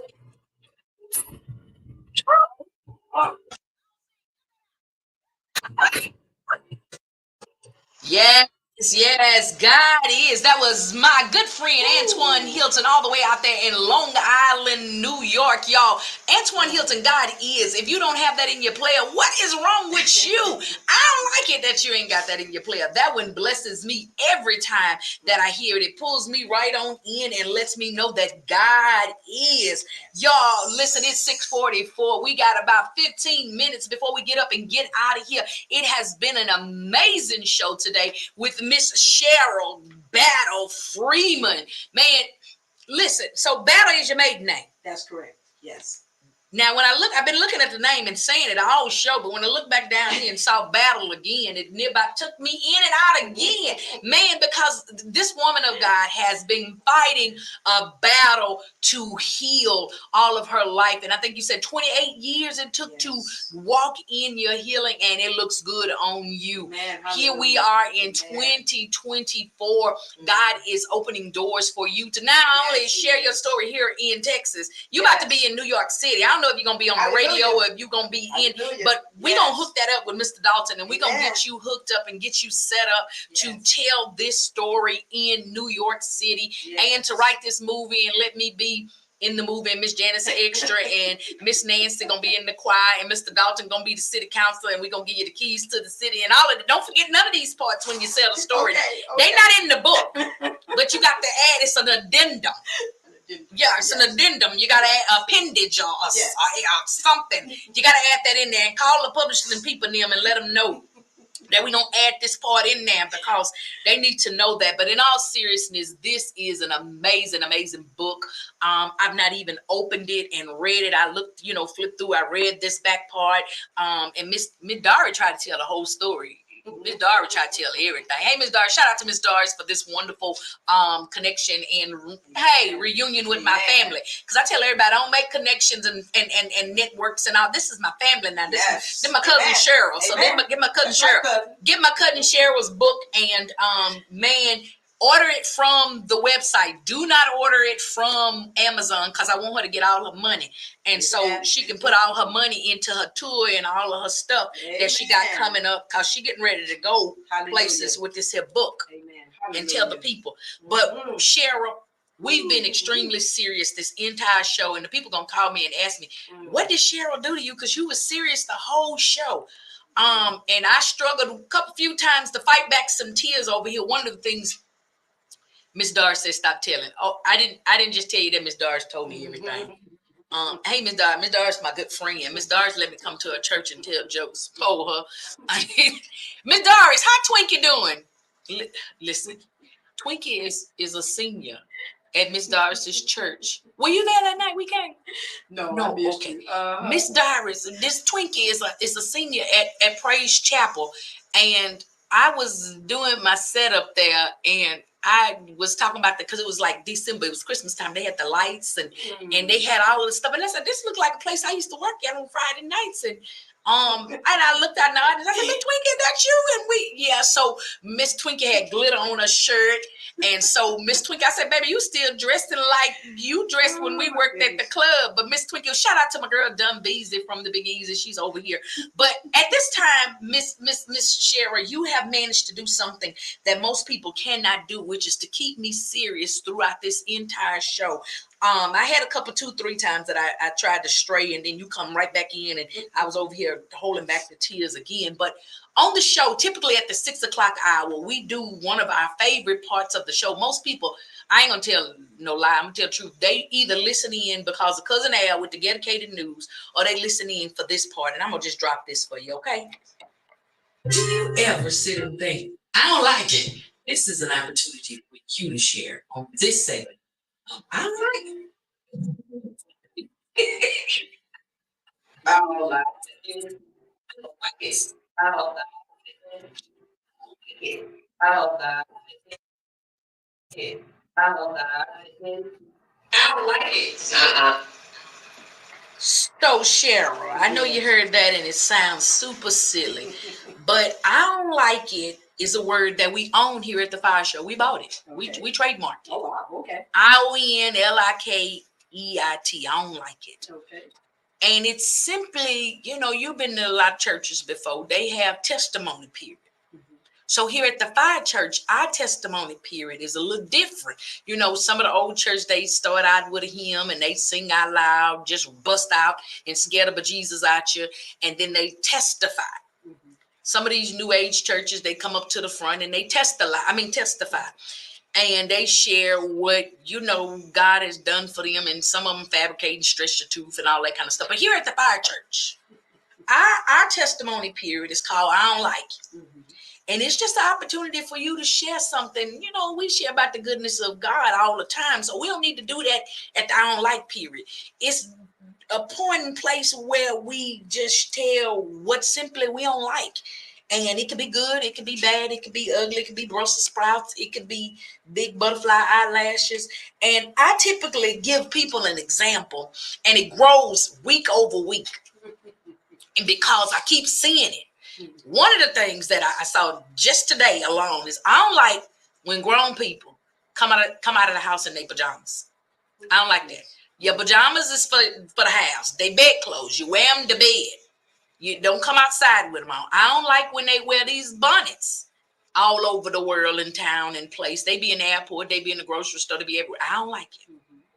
But some of them strategically, Cheryl, take the bonnet off, or they have the bonnet because they done went and got their hair did. But they got this thing that they doing right now that I don't like.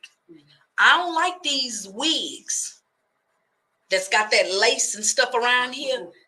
And they glue that lace down right here. And then because they don't want you to be able to see the lace, they take and pull all this hair from underneath there and out of the wig, and they lay it down on their head with dippity-doo and carrying on and all kinds of stuff.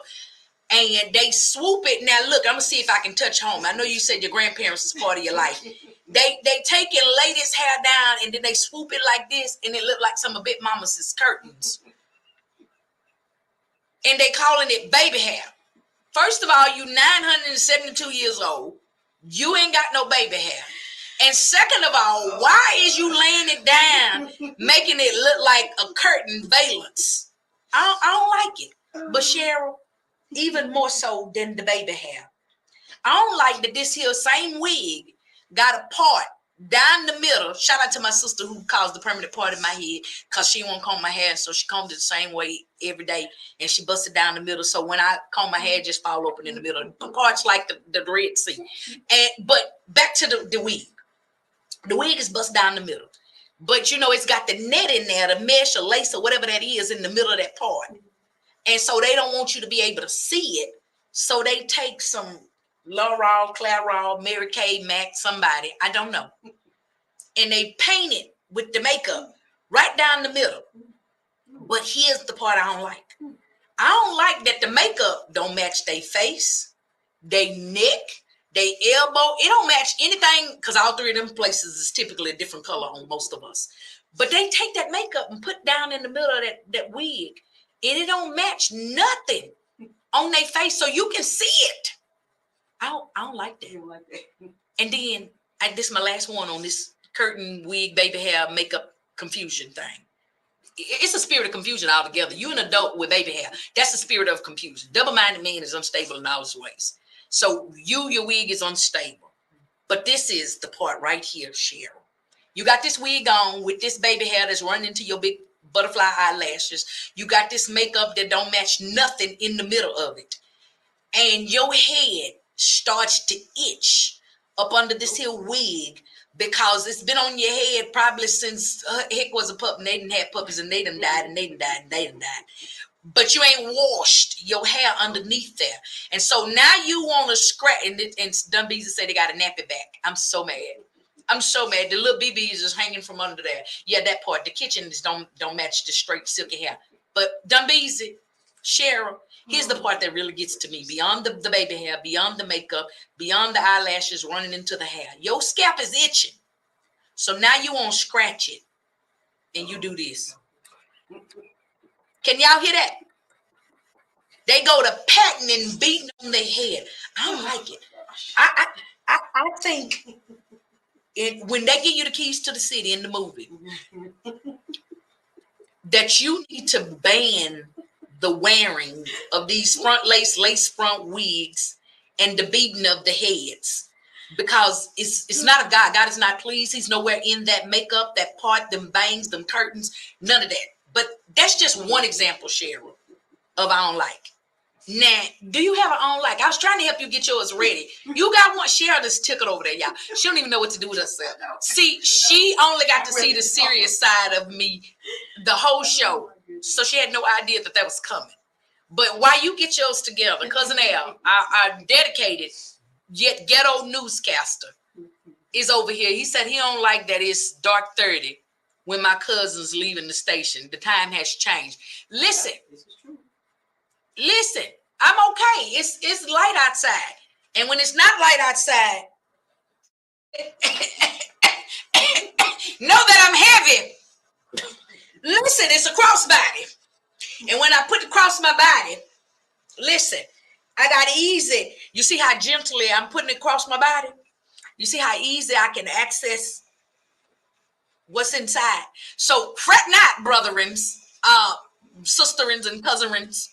Listen, the Lord thy God, thy Father, has made thy many times richer and smarter and wiser and Smith and Westernizer. If I need to say anything else, I will, but I think you got it now. So don't worry about it. We're going to take this and gently place it back down under the table. Come on, gently. Now, Sister Cheryl, Cousin Al made me act up. Dumbies to say ninth ward. Mm-hmm. He said, permit to carry the word of the Lord, sword and shield. You hear me? The Bible says, peace be still, and it is still. Almighty God. So, do you have, Sister Cheryl, we got about 5 minutes left. Do you have I don't like? My own like is so very boring. I don't like lima beans. I forgot to give you the rule. I forgot. Yes, okay. You can't say I don't like. We don't own that one. Oh, okay. We own, I own. Come on, practice it one more time. I own L-I-K-E-I-T. I don't like. So yeah, you gotta eat bona fide. I know you was educated and you done wrote books and carrying on and stuff and things, and now you Cousin Al, I got it right here. Don't worry about it. I got my permit.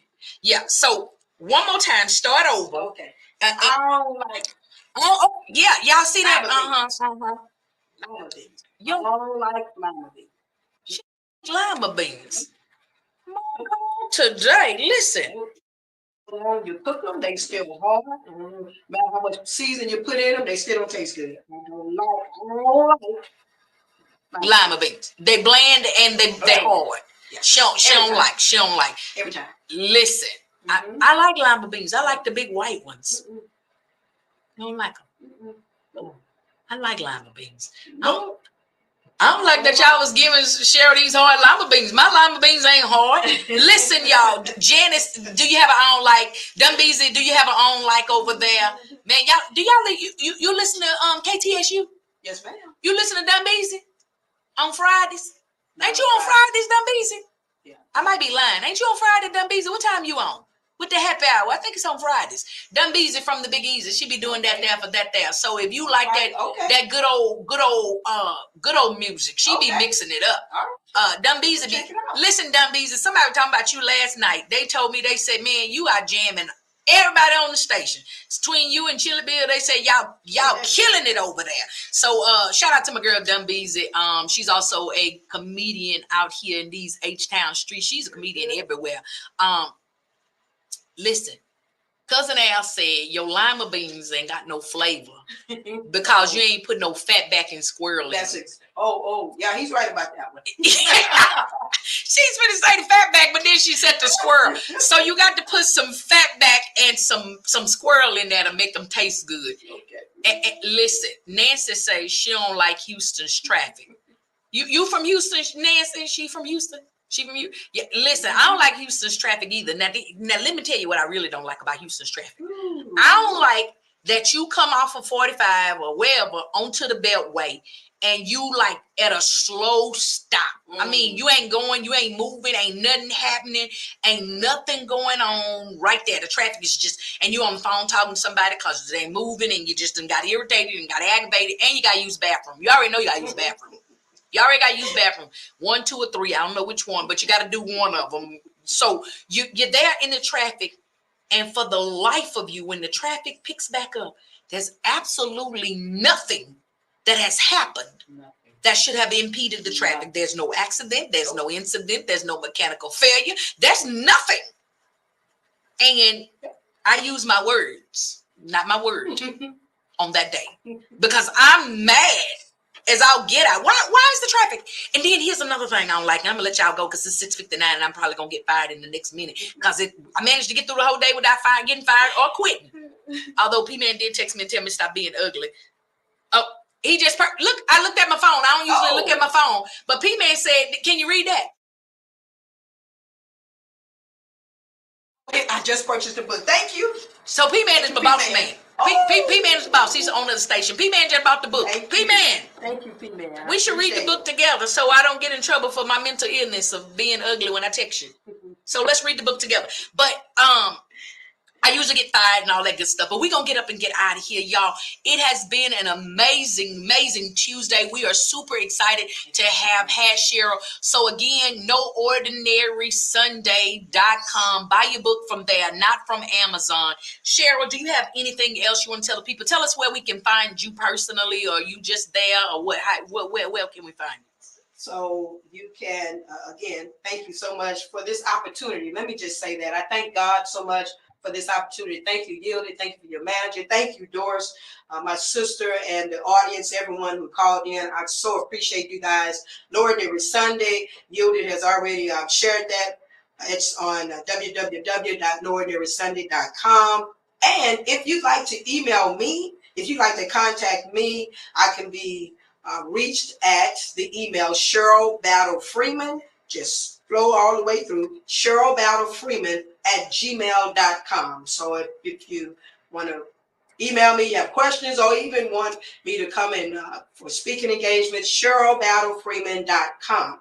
And that's Cheryl Battle Freeman at gmail.com. That's CHERYL Battle Freeman at gmail.com. Cheryl, that's Cheryl. Listen, I don't know what's going on over here in this quiet stand, but these people is talking. Cousin Al said I know that ain't Nancy, aka Shay Shay, who got the 2-story house in Pearland that did my taxes and got me $9,000 back that year. So we gonna end on that note because it looks like the IRS may be investigating something and we don't want to be a part of that. So again, y'all, I want you to know again at the end of the day that mental health, mental illness is a real thing, and we encourage you to get help, to seek out those that are qualified and trained. Listen, the Bible says that God gave us dominion in the earth, and so that means that nothing that happens here in the earth is gonna be God. He's not coming here to do it.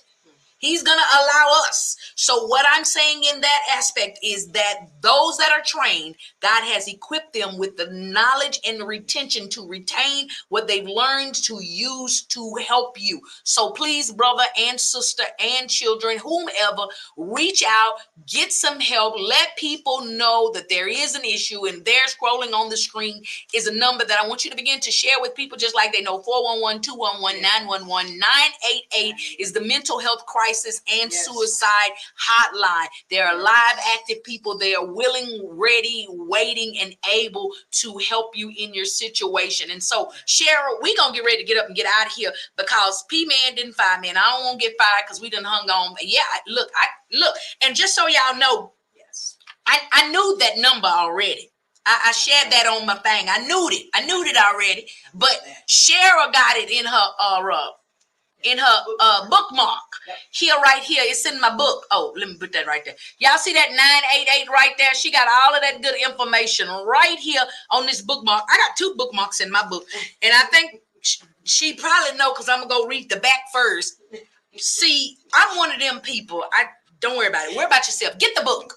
Go to noordinarysunday.com. Get the book. Reach out to Cheryl Battle Freeman at cherylbattlefreeman@gmail.com. Let her know you wanted to come to your church and talk about her book. Let her know you wanted to come on your radio show and talk about her book. Let her know that you want to be an extra in the book. I'm sick of y'all. Everybody want to be an extra in the movie. Mr. Anderson done wrote himself in as a city councilman. Done the radio announcer, and somebody else giving her the keys to the city, and Janice